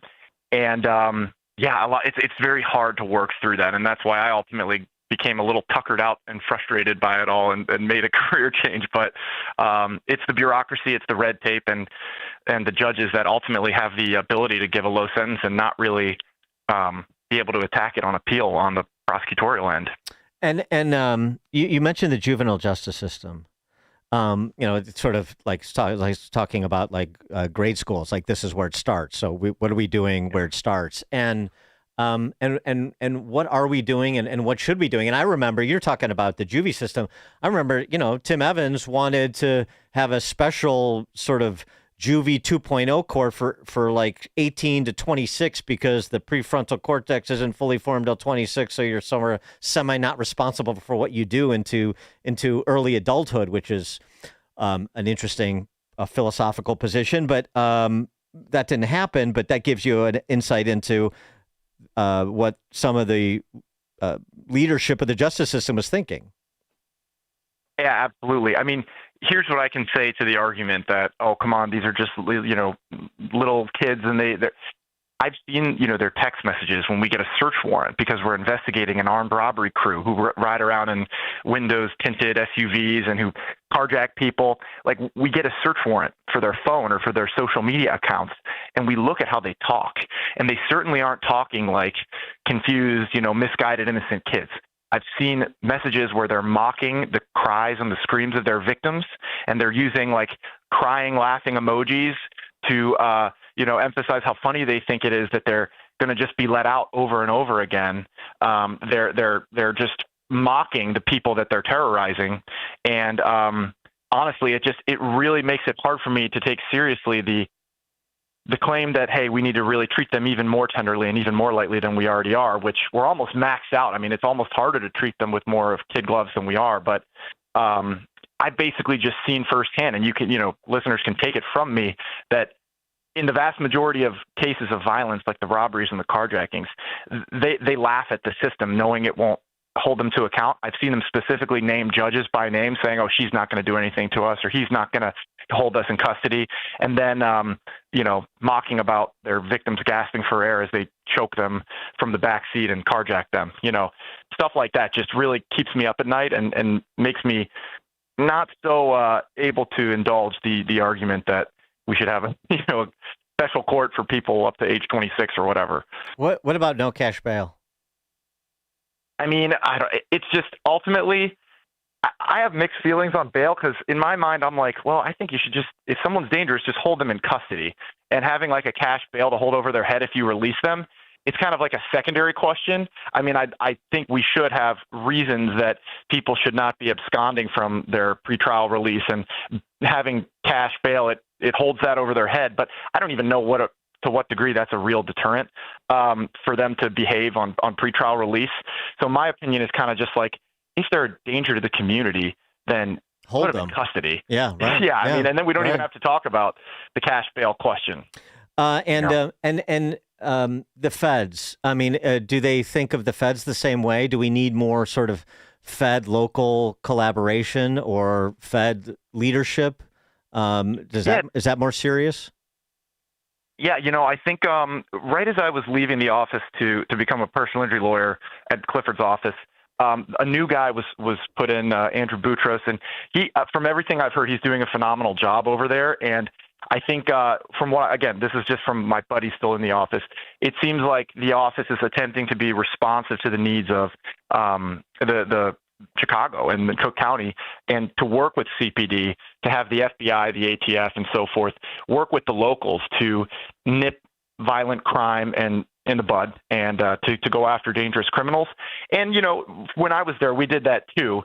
And there's just so much to tackle, and there's only 100 or so federal criminal prosecutors in Chicago. So they're ultimately a little limited, because some of those people are doing white collar crime stuff. Some of those people are doing, healthcare fraud. So we're limited by numbers, but there is a good partnership that the federal government has with the locals.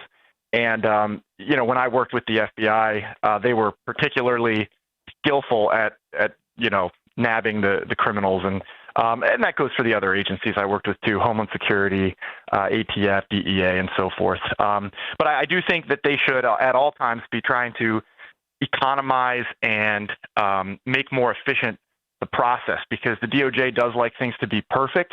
And I think perfect can be the enemy of the good. And that was my experience there. Sometimes I wanted to be a little bit more, way on the side of efficiency rather than, try to make things too perfect, because while you're doing that, while you're sitting on the paperwork, bad things can happen. So that was my experience, at least. The book is American Justice: From the Front Lines of the War on Crime. The author is Matthew Moyer. He's a former Cook County State's attorney and a former U.S. attorney as well, assistant U.S. attorney. He is now a senior associate at Bob Clifford's law offices. Again, the book American Justice from the Front Lines of the War on Crime. And Matthew, make sure Bob takes you down to play Old Collier, one of these days too. A little jaunt down to Southwest Florida to enjoy Old Collier. Okay. All right, I'm from Southwest Florida, so tell him I said so. It's a nice spot. I will. I absolutely will. Well, thank you. Matthew Moyer, take care. Thanks for joining us. All right. And he joined us on the Turnkey.Pro answer line. It's news, opinion, insight. This is Chicago's Morning Answer on AM 560. The Answer. Perhaps you're a collector, or perhaps all of a sudden you have a collection. Maybe it's an inheritance. How do you know what it's worth? This is Sean Thompson for Donley Auction. The market for antiques and collectibles is changing all the time. What is your collection worth right now? Well, I've got an easy way to find out. It's simple. You contact Donley Auctions. With their worldwide audience of live and in-person auctions, they have a good idea of how to tell you exactly what it's worth at exactly right now. They're ready to put top dollar in your pocket. The bigger the collection, the better. Go to DonleyAuctions.com and get the info on all things that they buy and sell to have an idea of exactly what Donley does and how much they need your collection. They have so many buyers, it's a great time to sell. Just simply make a phone call. Donley has traveled all over the country to pick up collections. Just call and talk to the people at Donley Auctions at 815-923-7000.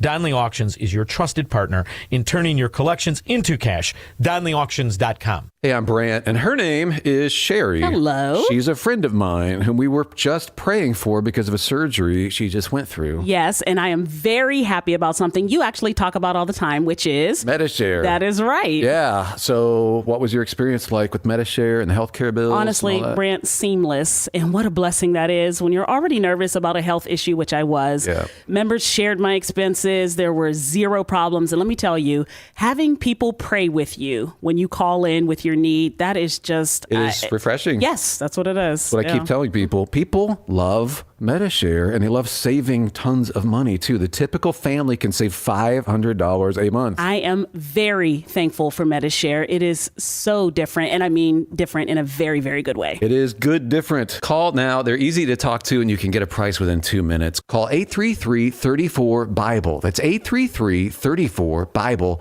833-34-BIBLE. AM 560. The Answer.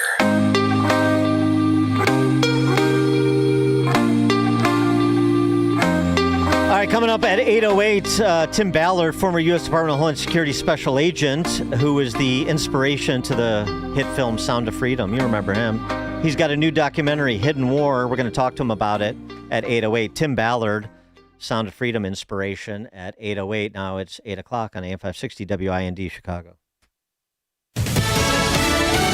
No end in sight to the shutdown. CJ Papa, Fox News. There was some chatter on Capitol Hill that a group of centrist Democrats would be willing to come to the table, but that appears to have fizzled. That means the government shutdown rolls into day 37. Fox's Ryan Schmelz has more on the squabble from Capitol Hill. The longest government shutdown in history drags on. The other side, you represent I can't hear you because we have someone who doesn't respect the rights of their colleagues. You have an obligation. Democratic Congresswoman Chrissy Houlihan interrupted Speaker Johnson's daily press conference, arguing he should make an effort to meet with Democratic leadership. Bipartisan talks are currently taking place among rank-and-file senators on a plan to end the shutdown. President Trump is encouraging Republicans to end the Senate filibuster to reopen the government, but Majority Leader John Thune says the votes aren't there to make that happen.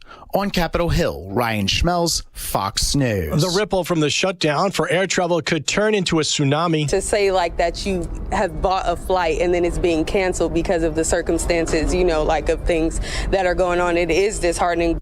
That woman at the Memphis airport, Fox's Chanley Painter reports. The move comes as air traffic controllers have been working unpaid due to the government shutdown. Officials saying the reduction could cut thousands of flights per day in an effort to deviate the pressure. The Transportation Secretary and FAA Administrator defending their 10% flight reduction. The move is expected to affect 40 major airports across the country like Atlanta's Hartsfield-Jackson, Boston Logan, Chicago O'Hare, and all 3 New York City area airports. The flight reductions are expected to start phasing in and then increase in the coming days. Over 660 flight delays this morning around the nation. That from FlightAware.com.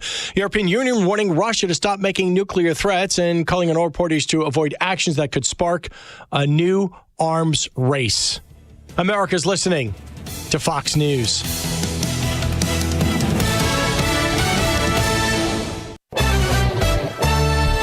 Good morning, 41 degrees in Chicago on AM 560 The Answer. I'm John Cruz in the Woodland Windows newsroom. Increasing clouds today, a high of 56 degrees. Chance of snow creeping up by Sunday. One woman dead after a stabbing on Chicago's northwest side. Police say the victim was inside an apartment last night in the 2800 block of North Woodard Avenue when she got into a fight with a male. That man pulled a knife and stabbed the woman in the face and neck. She was pronounced dead at the hospital. No arrests have been made. No one is in custody after a deadly shooting on the south side. Police say a man found unresponsive in an alley in the 7200 block of South Sangamon Street. He had suffered multiple gunshot wounds and pronounced dead at the scene. Detectives still on the scene. A federal judge expected to rule today on whether to place long-term limits on federal immigration agents' use of force in the city. A group of protesters and journalists have sued the Trump administration over the aggressive tactics used by ICE agents. Now, Judge Sarah Ellis already issued a temporary restraining order banning agents from using tear gas and other riot control weapons against people who do not oppose an immediate threat.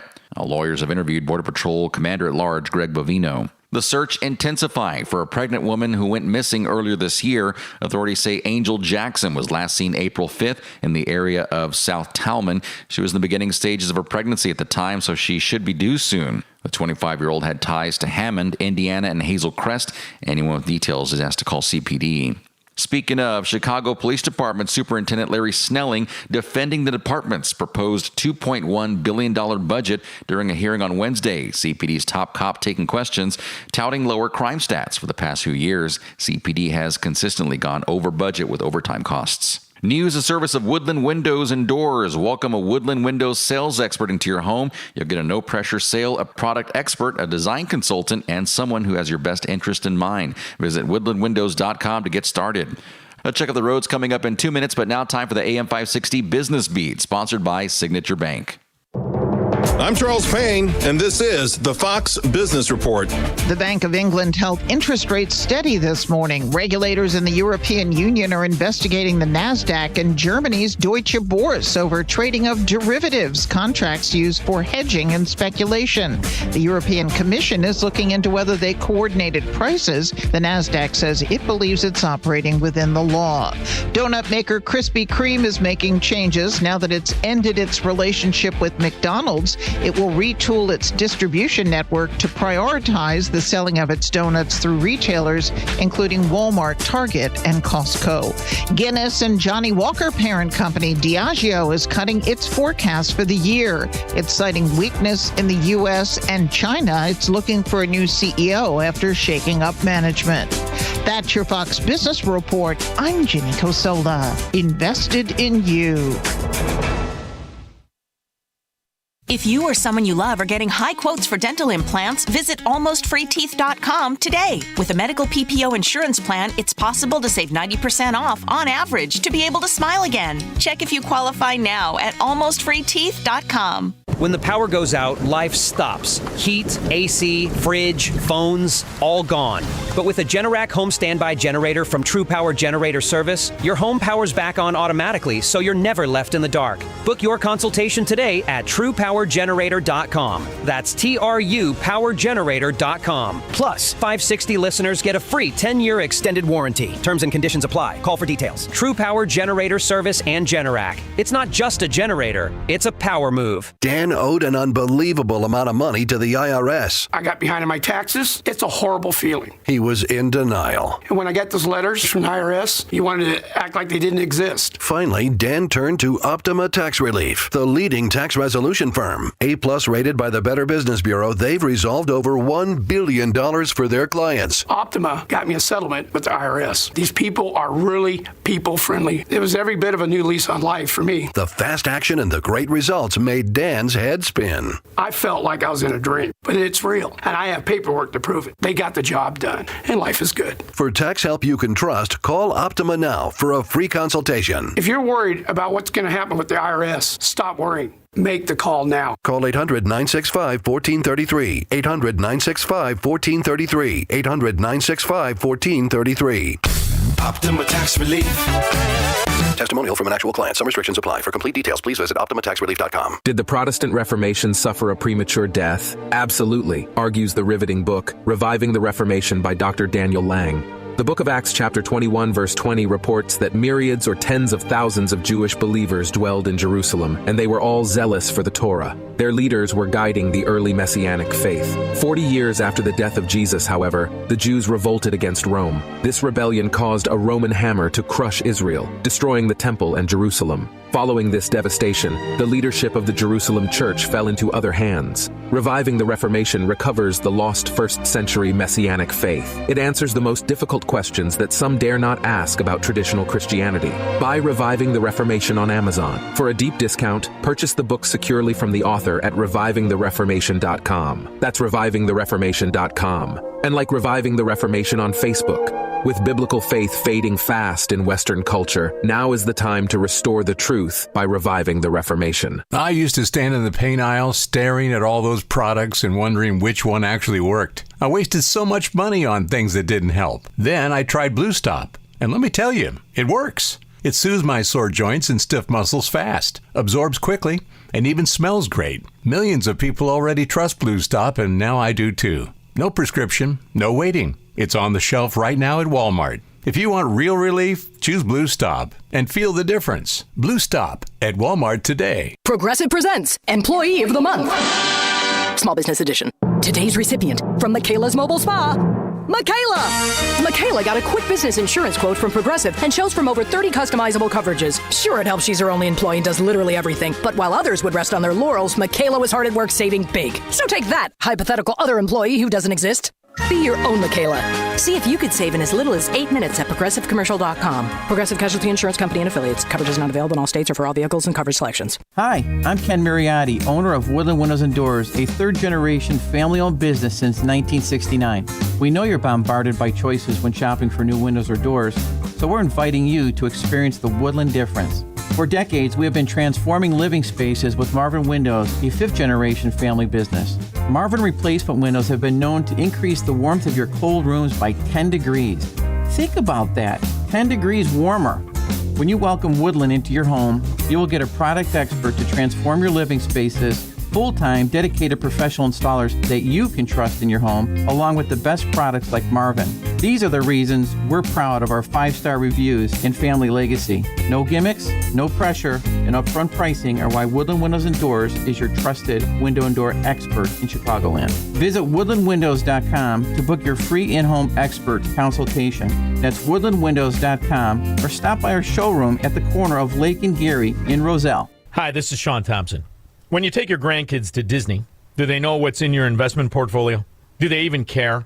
They're busy having a great time, and you're busy making memories. At Alpha Wealth Group, Tom Fortino understands the nuts and bolts of retirement planning. The investments, the stock market, taxes, Social Security, Medicare, and much more. But think about it. What are you really trying to do here?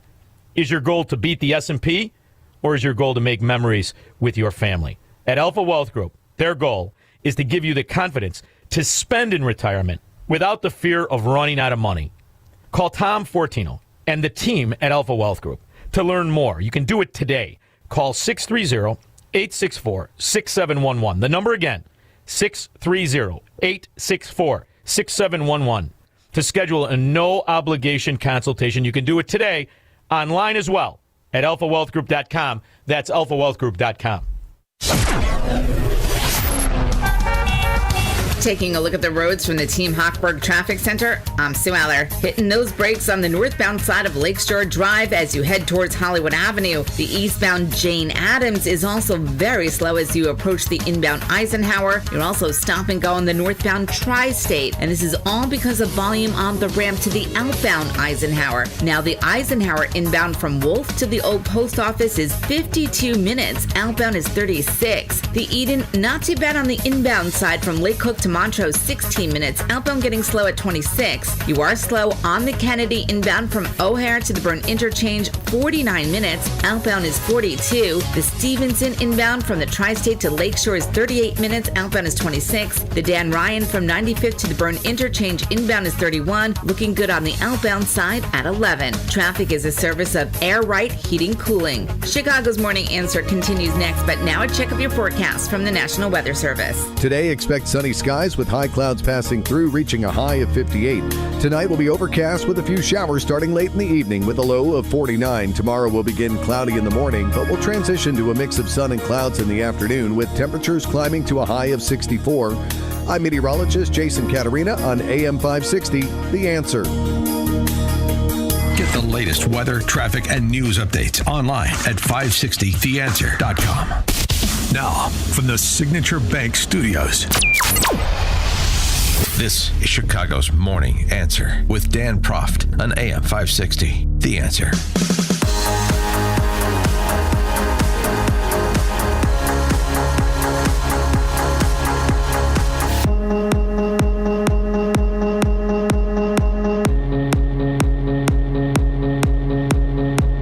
Top of the morning, Dan Proft here. So, that story we brought you the other day of Tish Hyman, she was working out at a Gold's Gym in L.A., and there's a dude in her locker room, and she was none too keen on that, made an issue of it, confronted him.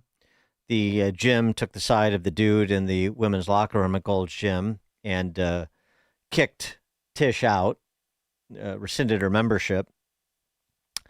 And she made sort of a big demonstration of her position in the lobby area of Gold's Gym. That went viral. She's been interviewed a couple times. But Alexis Black, this is the dude in question. He decided to appear on TMZ to explain his position, and that he is known for a long time that he's really a woman trapped in a man's body. And he is just now, I don't know how old the guy is, looks like 20s. He has decided just now to transition, but he's a long way from the full impersonation. He's still got the original parts, if you will. This was that exchange between Alexis Black, as he goes by now, and those investigative journalists, over at TMZ. Well, first, I told the people that raised me that this is the way that I was when I was 8 years old, and really I stuffed it down pretty deep, and I began using hormones this year in February, and I actually relinquished that information to her about, name change, and it says female on my ID, and California hormones, and I'm registered as a female with the gym. So. And were you at that moment, because she told us about a couple of different encounters, were you fully clothed at that moment? Well, she has become aggressive with me on 4 different occasions, actually at different locations in Los Angeles at Gold's Gym. But fully clothed. I believe I was enrobed in a towel on one occasion. And this last time I was clothed the entire time. Yeah. Okay. Again, I apologize if this is too graphic, but I just think it's important. Let's speak truth, baby. Okay. Have you fully transitioned? Okay, baby. Be clearer when you say that. Your genitalia. That is a process that requires a quite lengthy work. Like, for instance, I sat in a chair and had hair follicles removed from my face for 2 hours yesterday in a process called electrolysis. In order to have that surgery down there, one must have every single hair done that. In order to do that, it would take we'll just say a year or two to have that done. That's literally not even a possibility with where I am in my transition. So thank you for those gory details. The guy sounds like a guy, looks like a guy. As I mentioned when we talked about this the other day, The only thing that was feminine about him was like he looked like he had my great aunt's earrings on. Now for the TMZ interview, he smeared some lipstick on himself to advance the flag of, being in transition. Of course, the point is not whether or where he is in transition. The point is that women's spaces are women's spaces, and somebody pretending to be a woman is not the same thing as a woman. And why do actual women have to participate in this charade? And that was, I think, the point that Tish was making. But of course, you're going to lose that argument in LA, aren't you? The other thing that's interesting about this, they've run into each other 4 times at different Gold's gyms around LA. I mean, I don't know about the ubiquity of Gold's gyms in LA, but it seems odd that they're having that much interaction. Maybe she's trying to go to different Gold's gyms, or at least was, and he keeps going to Gold's gyms where she is. I don't know. That would have been an interesting follow-up, how you guys are running into each other all the time. And somebody was trying to make a point one way or the other until it bubbled over into this viral event and national talk topic on this subject that we've been talking about for some time. Anyway, we'll stay updated on that. Coming up next, Tim Ballard, right after this. The stories you need to know to start your day. This is Chicago's Morning Answer on AM 560. The Answer. Our veterans are our heroes. They answered the call to defend our freedom, putting their lives on the line for our nation. But today, thousands of those brave men and women are facing something no hero should ever face: food insecurity. That's where Farm to Veteran comes in. Through the Fulcrum Farm Foundation, this remarkable organization delivers farm-fresh, nutritious food directly to veterans in need through veteran services and organizations. From greenhouse-grown produce to eggs, they're ensuring our heroes have access to the high-quality food they deserve. But Farm to Veteran can't do it alone. They need our help. Your financial contribution directly supports their mission to feed more veterans across their growing network of partner farms nationwide. And there's another way you can make a difference. Join them at their upcoming community events. Visit farmtoveteran.com today. That's farm2veteran.com to donate or learn about events near you. Because those who served our country shouldn't have to wonder where their next meal is coming from. Let's stand with those who stood for us. That's farm2veteran.com. AM 560. The Answer.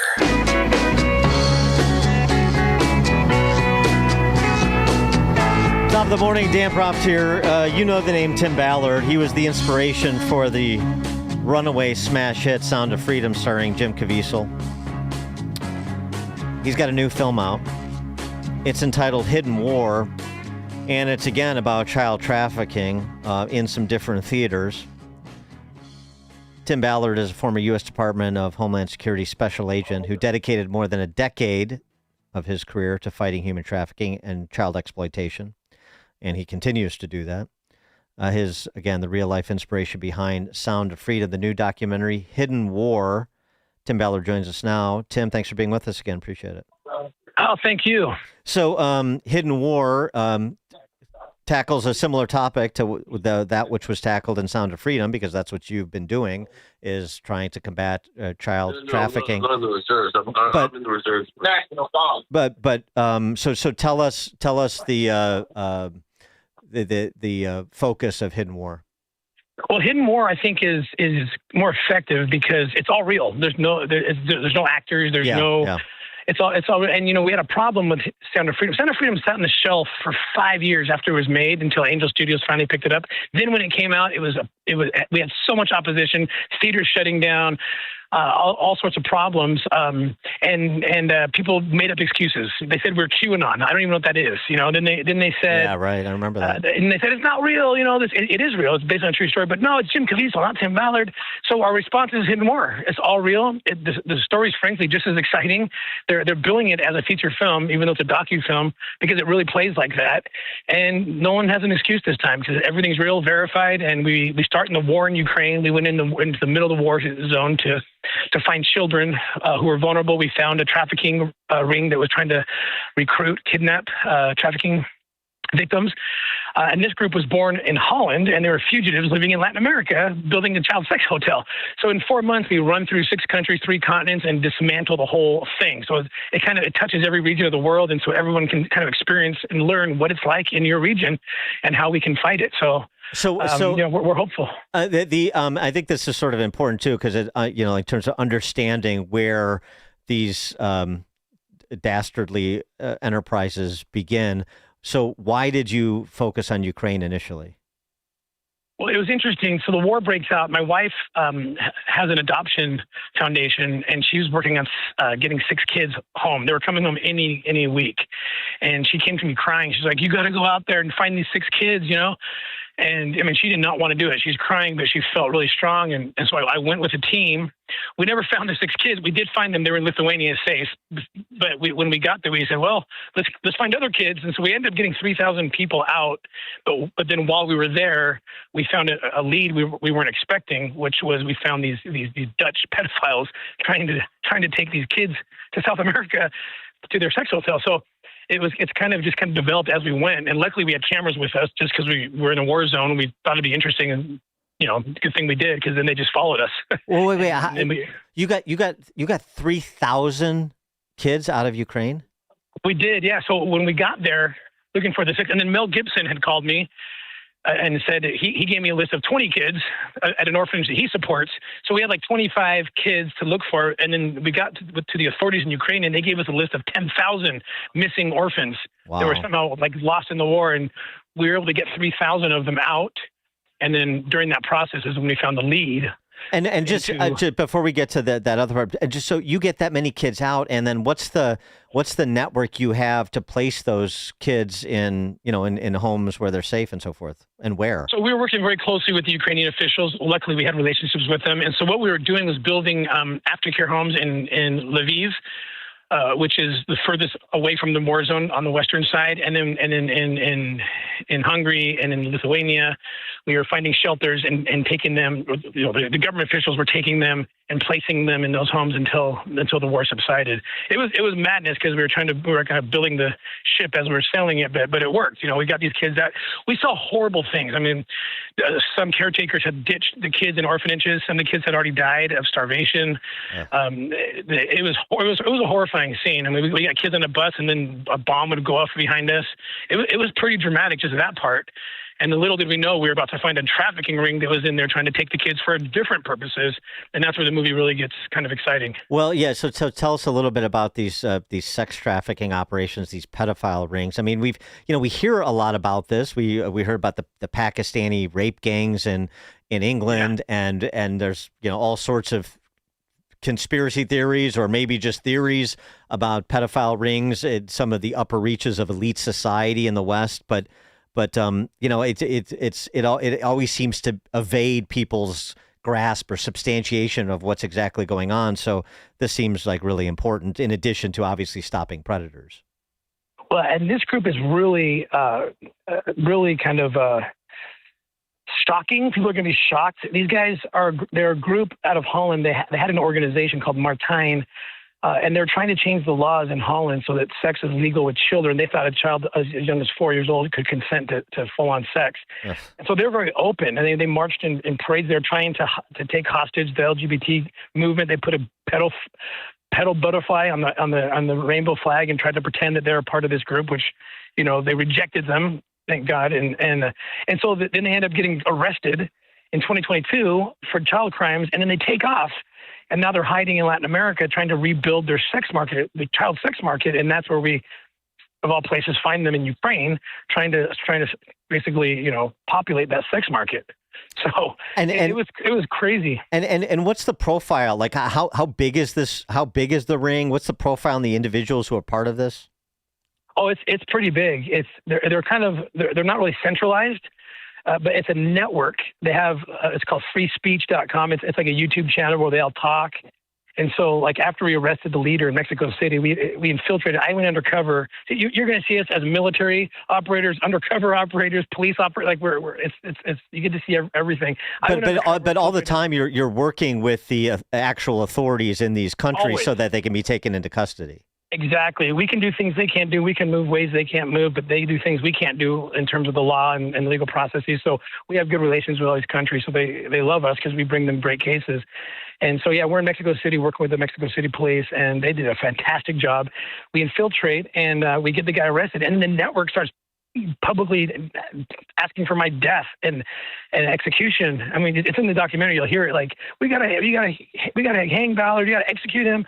Like, these guys are aggressive, and what's scary is the pedophile movement is getting more aggressive as our culture is kind of getting weak, and it's so tolerant of everything that we're becoming tolerant of pedophilia. I mean, it's happening. Yeah. It's crazy. No, we know minor attracted persons is what they call themselves. Exactly, and that's what they want. They want LGBTQ MAP, and the LGBT are saying no, hell no. We're not pedophiles, but that's what they're trying to do. They're trying to hijack that movement, and they don't belong there. So you go from Ukraine to Holland to Mexico and then to Ecuador. Yes, we get to Mexico, and I won't spoiler alert it, but we do a pretty cool trick on the bad guy and get him to reveal where his other two fugitive buddies are hiding, and they're hiding in Ecuador, and that's where the hotel is. They built this child sex hotel in this little village of very vulnerable children, and they're literally selling tickets to foreigners to come in and rape these children for fun. They have a hotel. It's like 20 rooms. So then at that point, the Ecuadorian National Police are just awesome. They bang down the door. We go in, and then madness ensues after that.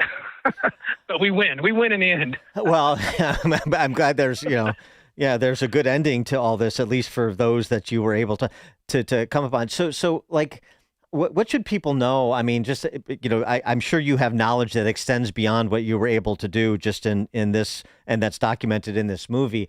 I mean, these child sex hotels, these rings, how prevalent is this in the West? We were just talking to a former director of ICE earlier in the program, and we were talking about, trafficking people into this country. And even if it's a mom trying to get her sons into this country, if you're dealing with traffickers, you're dealing with cartels, and you don't know who you're really dealing with.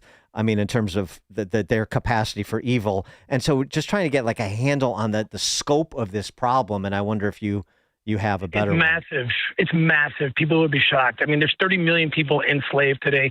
Around 7 million of those are children, labor, sex, or organ harvesting. We've taken out organ harvesting rings of children in Nigeria and Middle East. And it's the fastest growing criminal enterprise in the world. And these sex hotels are everywhere. But what they do is they use borders and boundaries to hide their acts, because they know that the sovereign nations can't move that fast across borders where they don't have sovereignty anymore. So they take the kid from one country, move him to another country, and now that kid has no ID, doesn't know the language sometimes, and that's how they do it. And that's why we exist, because we don't have borders and boundaries or jurisdictional limitations. So we rip through the countries, always delivering silver platter cases to whatever jurisdiction we're in, and we're trying to make it so we can coordinate better. The government officials are actually coordinating better even without us, because that's the key, because that's what the traffickers are using against us, is the borders. I mean, look at, we've lost 400,000 kids between 2020 and 2024 because of the open border policy, which has let these guys in. And we think there's 400,000 children still in our sex markets in the United States, and we got to find them. Yeah, we haven't found them. We're working on that. So. Oh, that's where I was going to go. Is actually, I know Tom Homan has talked about this, and they've identified just maybe 20,000 of the more than 100,000. You say 400,000. I don't know what the number is, but 20,000. Some of them are dead, unfortunately. But this policy of allowing unaccompanied minors to just enter the country and not vetting who their custodians are going to be and so forth. I mean, this is just ripe for these kind of predators, isn't it? It's right for you. Wouldn't believe what they were doing. It's literally more difficult to adopt a cat from a shelter than it was between 2020 and 2024 to go down and claim to be the sponsor. They did no background checks, none. I mean, they were sending 20 kids a day to the same address. I mean, anyone could show up and say, "Oh, I'm Uncle Gomez, and this is my kid." I mean, it's insane. And these kids have been kidnapped. And in Ecuador, in Argentina, I go down to those countries, and there's grieving parents. Where are our kids? I said, they're in my country. We're trying to get them. Bobby Kennedy is doing an excellent job. I'm working with him. Tom Holman's a good friend. These guys are awesome. You got the right people in there, and they know that they need to do something about it. General Flynn and I are good friends. So we're working up a plan right now to recover all these kids and get them back to their families. Tim Ballard is former U.S. Department of Homeland Security special agent, dedicated more than a decade to fighting human trafficking and child exploitation, and he's still doing it, as you heard. He was the inspiration behind the hit film Sound of Freedom and the new documentary to check out. is Hidden War. Hidden War is the documentary. And Tim, where can they see it? Thank you so much. Appreciate you guys. Theaters on November 14th, right? That's the yes, sir. November 14th. Yep. November 14th. And call your theaters. When Sound of Freedom hit, they did the same thing. The bad guys, which are institutional deep stater guys mostly, who are trying to thwart it. It's happening already. So people need to call their theaters and tell them, we want you to show this movie, and don't do what you did with Sound of Freedom. That's very important. Hidden War. Tim Ballard. Thanks so much as always, Tim. Appreciate it. Thank you, sir. Thank you. And Tim, join us in the turnkey.pro answer line.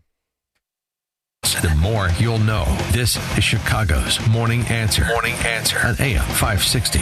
The Answer. Sean Thompson here, and I'm with attorney Bert Hochberg from the law firm of Schiller, Ducanto, and Fleck. We're talking about divorce arbitration. This is not really a new, or is it a new, innovative way to go through divorce? Arbitration has been around for decades. It's completely legit and available to resolve divorce cases. The litigants and their lawyers sign an arbitration agreement. They identify what the issues are, and we set up dates, and we determine what experts and witnesses there may be. Arbitration is a hearing, a trial that is intended to finish a case efficiently with limited appeal, with a binding decision, and it's confidential, so it has some great characteristics. I think it's a unique alternative to divorce. For more information, please visit sdflaw.com and type Bert Hochberg into the search box. That's sdflaw.com or call direct 773-255-6150. Imagine spending your holiday season with family, not IT headaches from work. With managed IT help desk services by Access One, you get 24/7 expert support, an IT team that never takes time off for roughly the same cost or less than one IT person.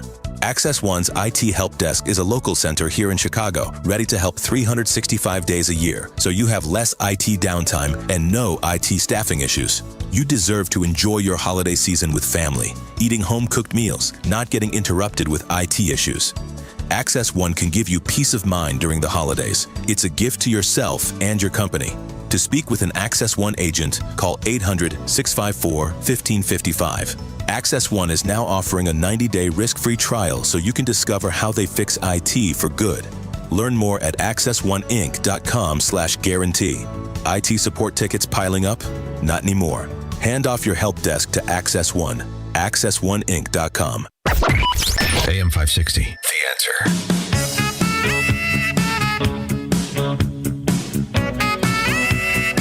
Coming up at 8:38, we're going to talk to the CEO of Jeff Buys Your House, the leading house buying company in Chicagoland since 2007. Jeff Buys Your House. We'll see if he's got a subsidiary, JeffPaysYourPropertyTaxes.com. We'll ask him about that. Jeff Neidigger, JeffBuysYourHouse.com at 8:38. Now we check the headline. Good morning, 42 degrees in Chicago on AM 560 The Answer. I'm John Cruz in the AlmostFreeTeeth.com newsroom. Mainly sunny and 56 today.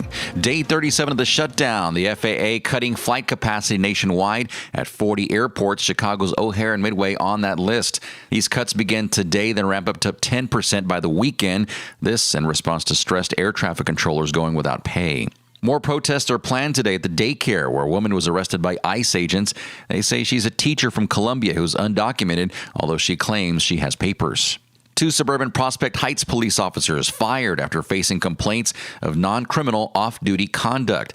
They were terminated last week. No further details are available. The issue will be taken up at a scheduled meeting November 19th. And you might catch some red, white, and green trains beginning this weekend. Metra unveiling its schedule for popular holiday trains on 5 lines. Tickets go on sale before the rides begin. They'll be offered on the Metra Electric, BNSF, Milwaukee District West, Rock Island, and Union Pacific Northwest. The holiday trains will be used in regular service through December.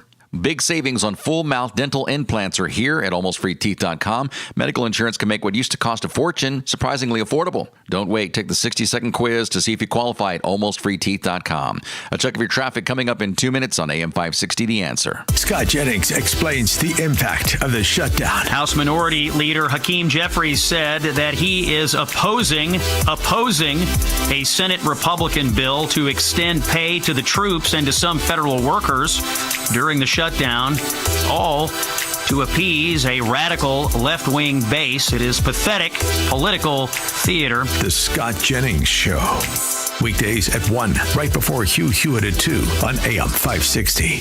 The Answer. Do you owe $10,000 or more in credit card debt or personal loans? With credit card debt at all-time highs, Debt Relief Advocates is urgently notifying consumers of debt relief now being made available, designed to aid consumers with out-of-control credit card debt. Those who qualify and enroll for this relief program will only have to pay back a fraction of what they owe. This is not bankruptcy or a debt consolidation loan. This is a relief program that credit card companies would rather you not know about, as it ends your debt nightmare and saves you lots of money. Consumers owing at least $10,000 in credit card debt or personal loans can now take advantage of this debt relief as the cost of living skyrockets. Debt Relief Advocates has established a relief hotline for you to call to learn what debt reduction you may qualify for, so don't wait. For this free information, call the Relief Hotline at 800-515-1865. 800-515-1865. 800-515-1865.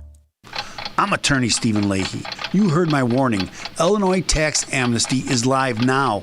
It started October 1st and ends November 17th. For a short window, pay your qualifying back taxes, and the state will wipe out penalties and interest. No strings attached. But when November 17th hits, this steal is gone. If you're a 1099 worker, contractor, or small business owner, timing is everything. You need clear steps fast. Here's what to do. Go to fightbacknow.com and sign up for my free daily email.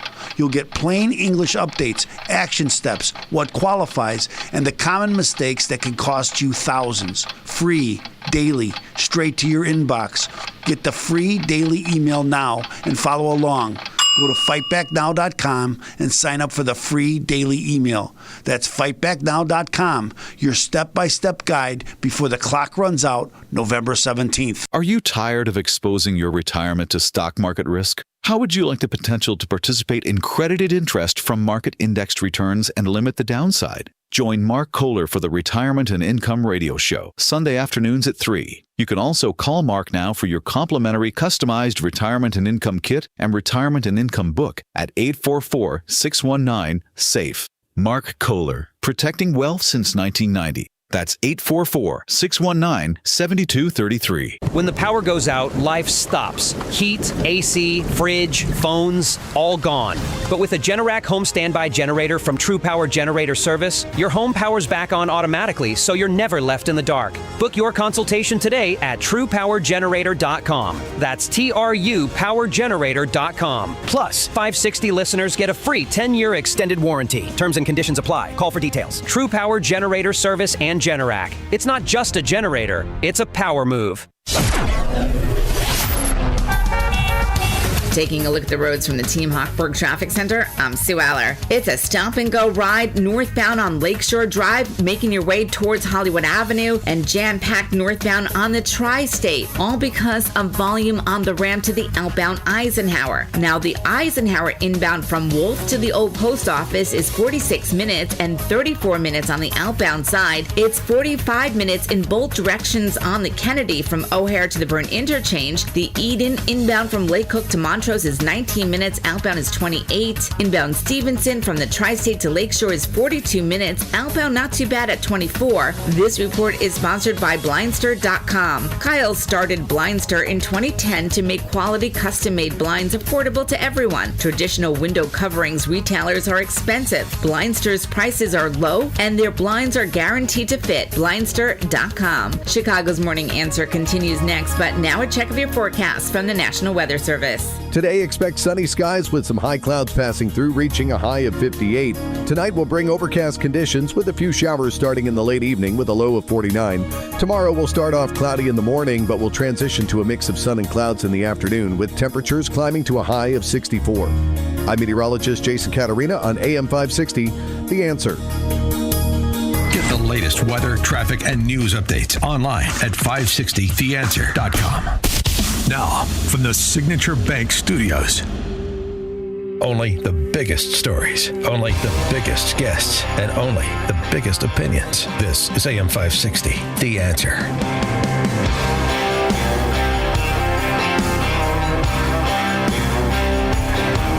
Top of the morning, Dan Proft here. This is an interesting business, especially in the Chicago market, so we're going to dig into it.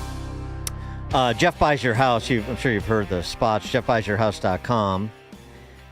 Jeff Neidiger is the co-founder and CEO. He is also a U.S. Army veteran, which I think actually came in handy, but we'll delve into that. He served multiple combat tours in Iraq and Afghanistan. Brings a disciplined and purpose-driven approach to the business. A family man, married to his high school sweetheart, 4 kids. And he and his team at jeffbuysyourhouse.com committed to providing hope through a professional, trusted, and stress-free real estate experience for sellers in the Chicagoland area.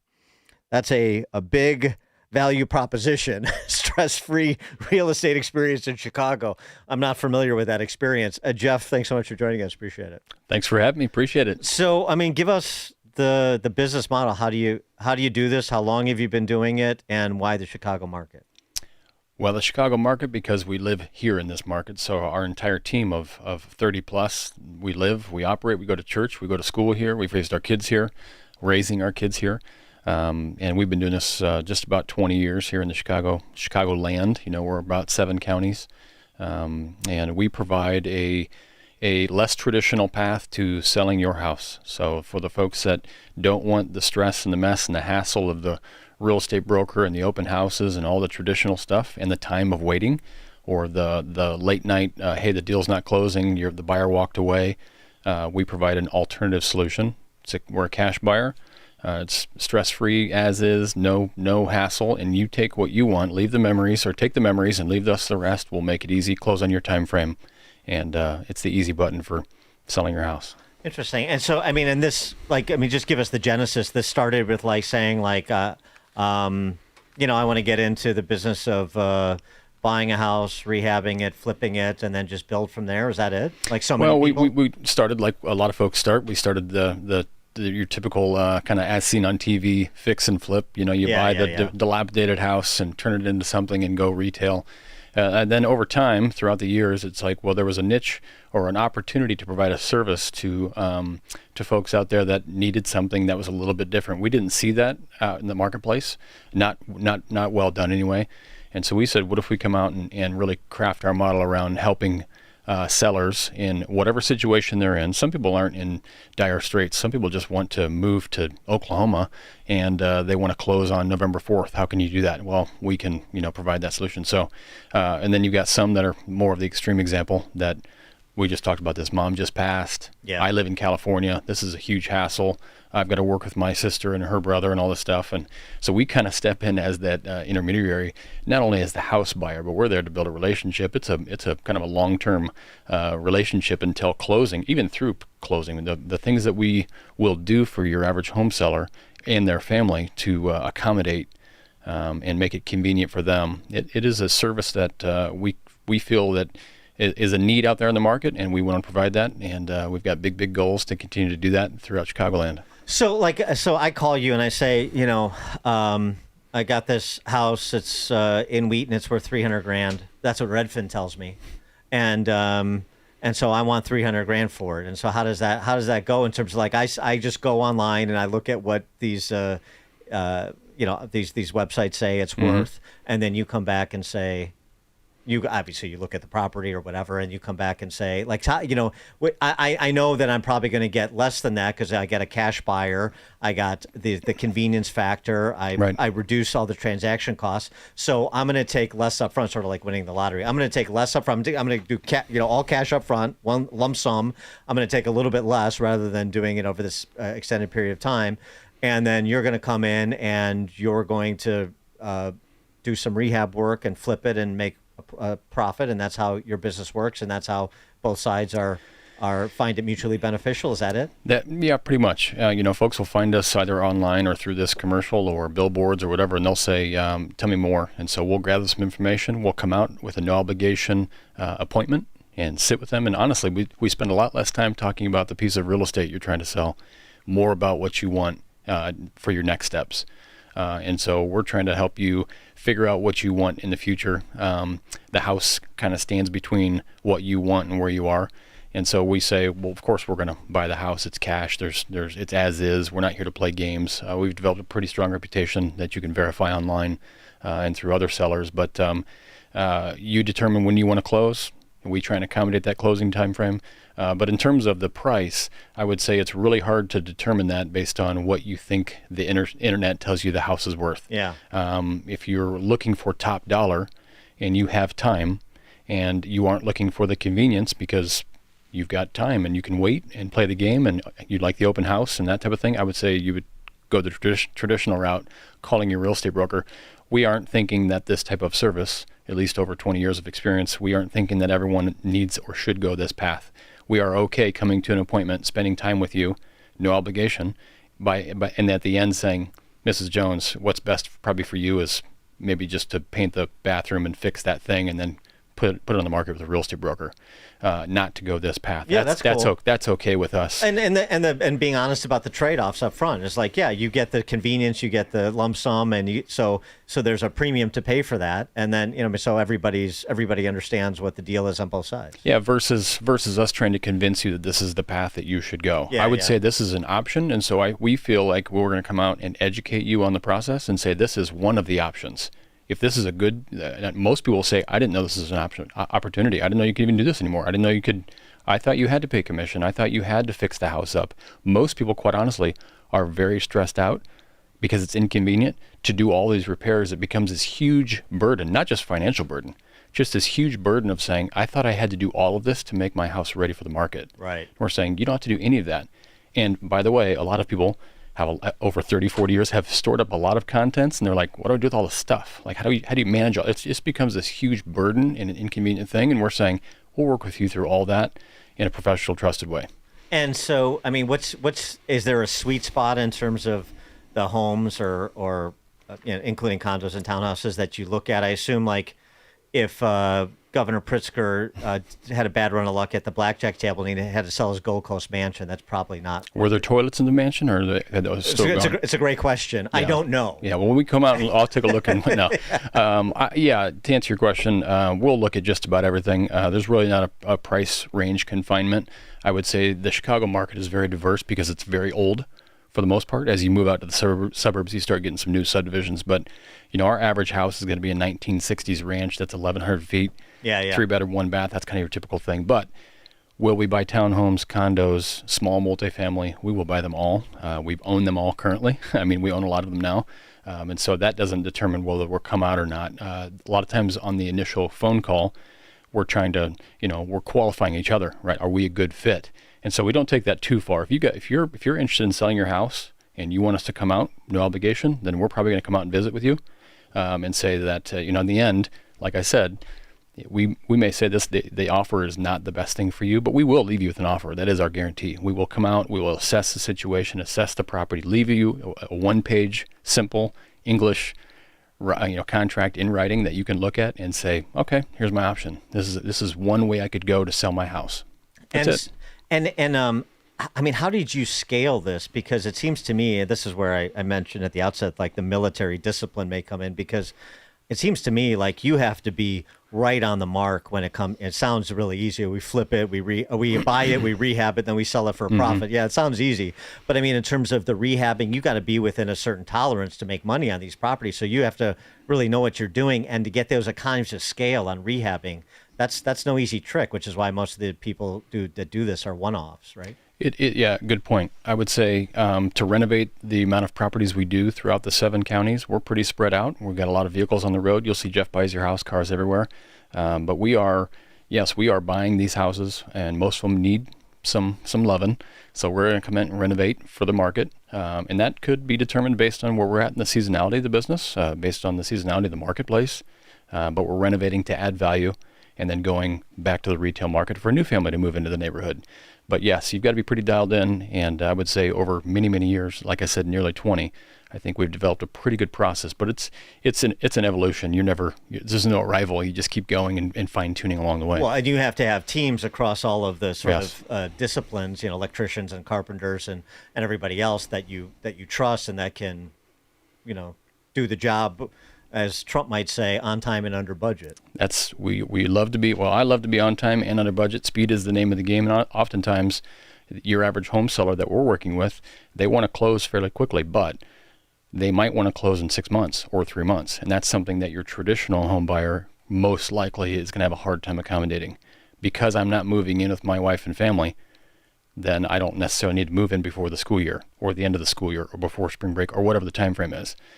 Because this is a business for us, we can accommodate that. But yes, being dialed in on all things in efficiency and renovation and remodeling and back to the market, it's an evolution that we continue to work through. But it's a big game to play, and we certainly enjoy it. We think we add a lot of value to the marketplace, and we're still learning, just like any other business. So you just keep going. But you got a 20-year track record and a lot of houses on both sides of it, both in terms of buying as well in terms of selling. So you've got a lot of client stories, I presume. We have a lot of client stories. We have a lot of lessons that we've learned, and I think that's the best way to go through it. It's like how do you got to fail forward a lot of times. So the things that don't work for whatever reason, we don't just kick those to the curb. We use those and say, why didn't it? Whether it was a home seller or a renovation, or there's a lot of properties that we buy. Obviously, we're going to sell the majority of those, if not all of them. But we continue to learn. So it's you just keep going, you just keep trying to get better and improving throughout the process. And honestly, we'll just keep continuing to educate sellers in the marketplace, because again, some of the best news that we hear is that I didn't know this was an option. I say that's an opportunity for us to educate these sellers, whether we're on the radio with you or we're at the doorstep with Mrs. Jones. We want to do both. Jeff Neidinger, co-founder and CEO of Jeff Buys Your House, jeffbuysyourhouse.com. And so they just go to the website if somebody's listening and they fit sort of what you're describing or are interested. Go to the website and go to the website, give us a buzz on the phone. We'll have a quick call with you, see if we're a good fit based on where you're at geographically, and then most likely set up an appointment. We can be out there tomorrow. We can be out there next Tuesday. We set that up at your convenience. We come out for in between an hour and 2 hours, talk with you about, again, what you want next. Typically, we talk about what's next and then talk about the house and see if we can put a plan together to buy it. All right, 20-year track record, jeffbuysyourhouse.com. Jeff Neidinger, thanks so much for coming in. Thank you. Appreciate it. It's like a hot, steaming cup of information to start your day. It's Chicago's Morning Answer on AM 560. The Answer.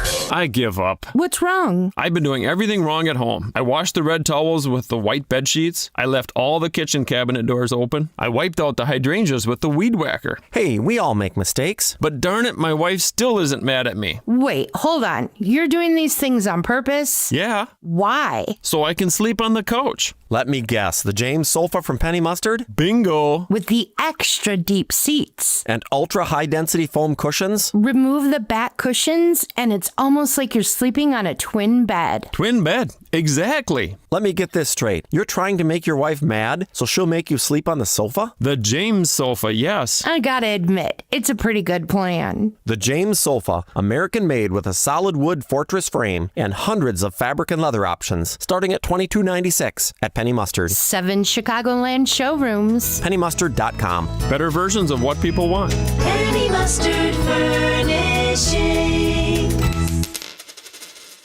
Hey, sorry to hear your mom passed away. Thanks.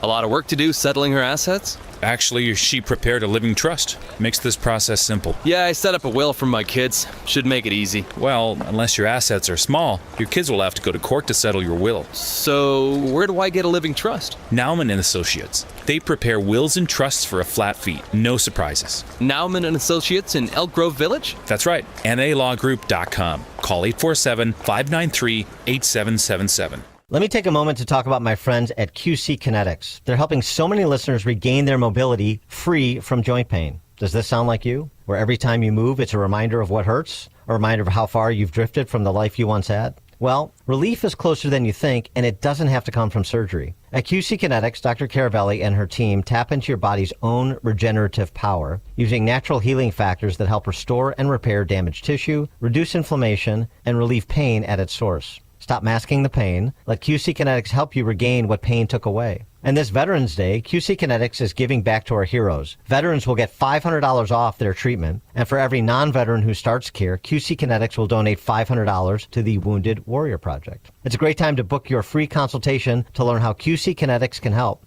Call 312-827-6261. That's 312-827-6261. Once more, that phone number, 312-827-6261, and tell them I sent you when you call. Welcome back to Ask Hassleus. I'm Weston. What's your question? I give up. Where are they? Who? Employees. What? You say Hassleus Mattress Showrooms don't have any employees. Come on, bud. I know better. I assure you. Are they cooped up in a secret back room? Huh? Or waiting outside in the bushes? Sir. I know. They're hiding under the beds, aren't they? Listen, Hassleus Mattress Showrooms really are employee-free. Give our mattresses a try with no pushy sales guy. Nope, don't believe it. You won't believe our prices either. Beauty Rest, Sealy Posturepedic, and more for way less. Right.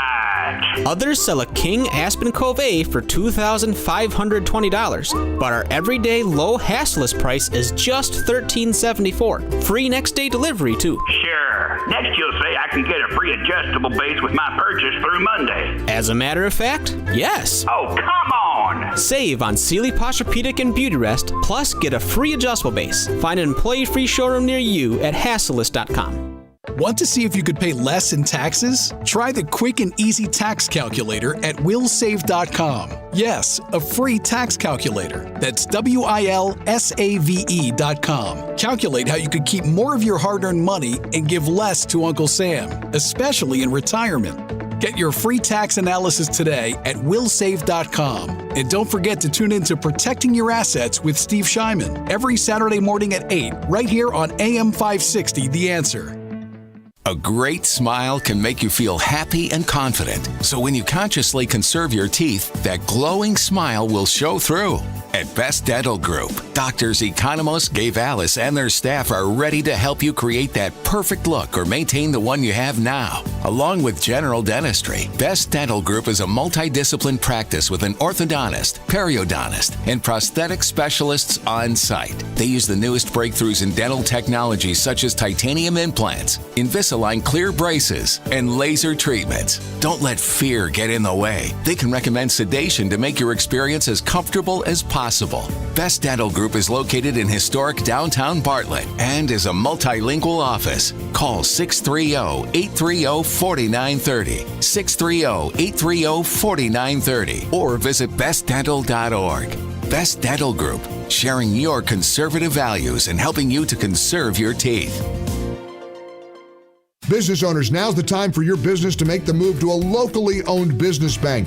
Hi, Mike Gallagher here to let you know that you don't have to look far. Signature Bank was founded in Chicago with a simple mission to help companies like yours grow, succeed, and thrive. Their decisions are made locally by a terrific team that knows your name, cares about your business, and invests in your success. That's why Signature Bank is my bank. I'm a customer. As business owners, they knew that local family-owned businesses were not getting the help they needed or deserved.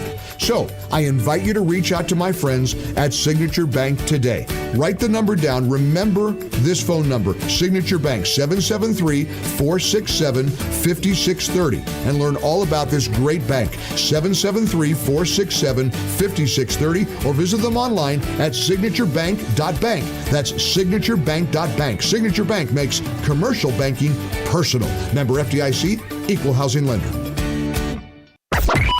AM 560, The Answer.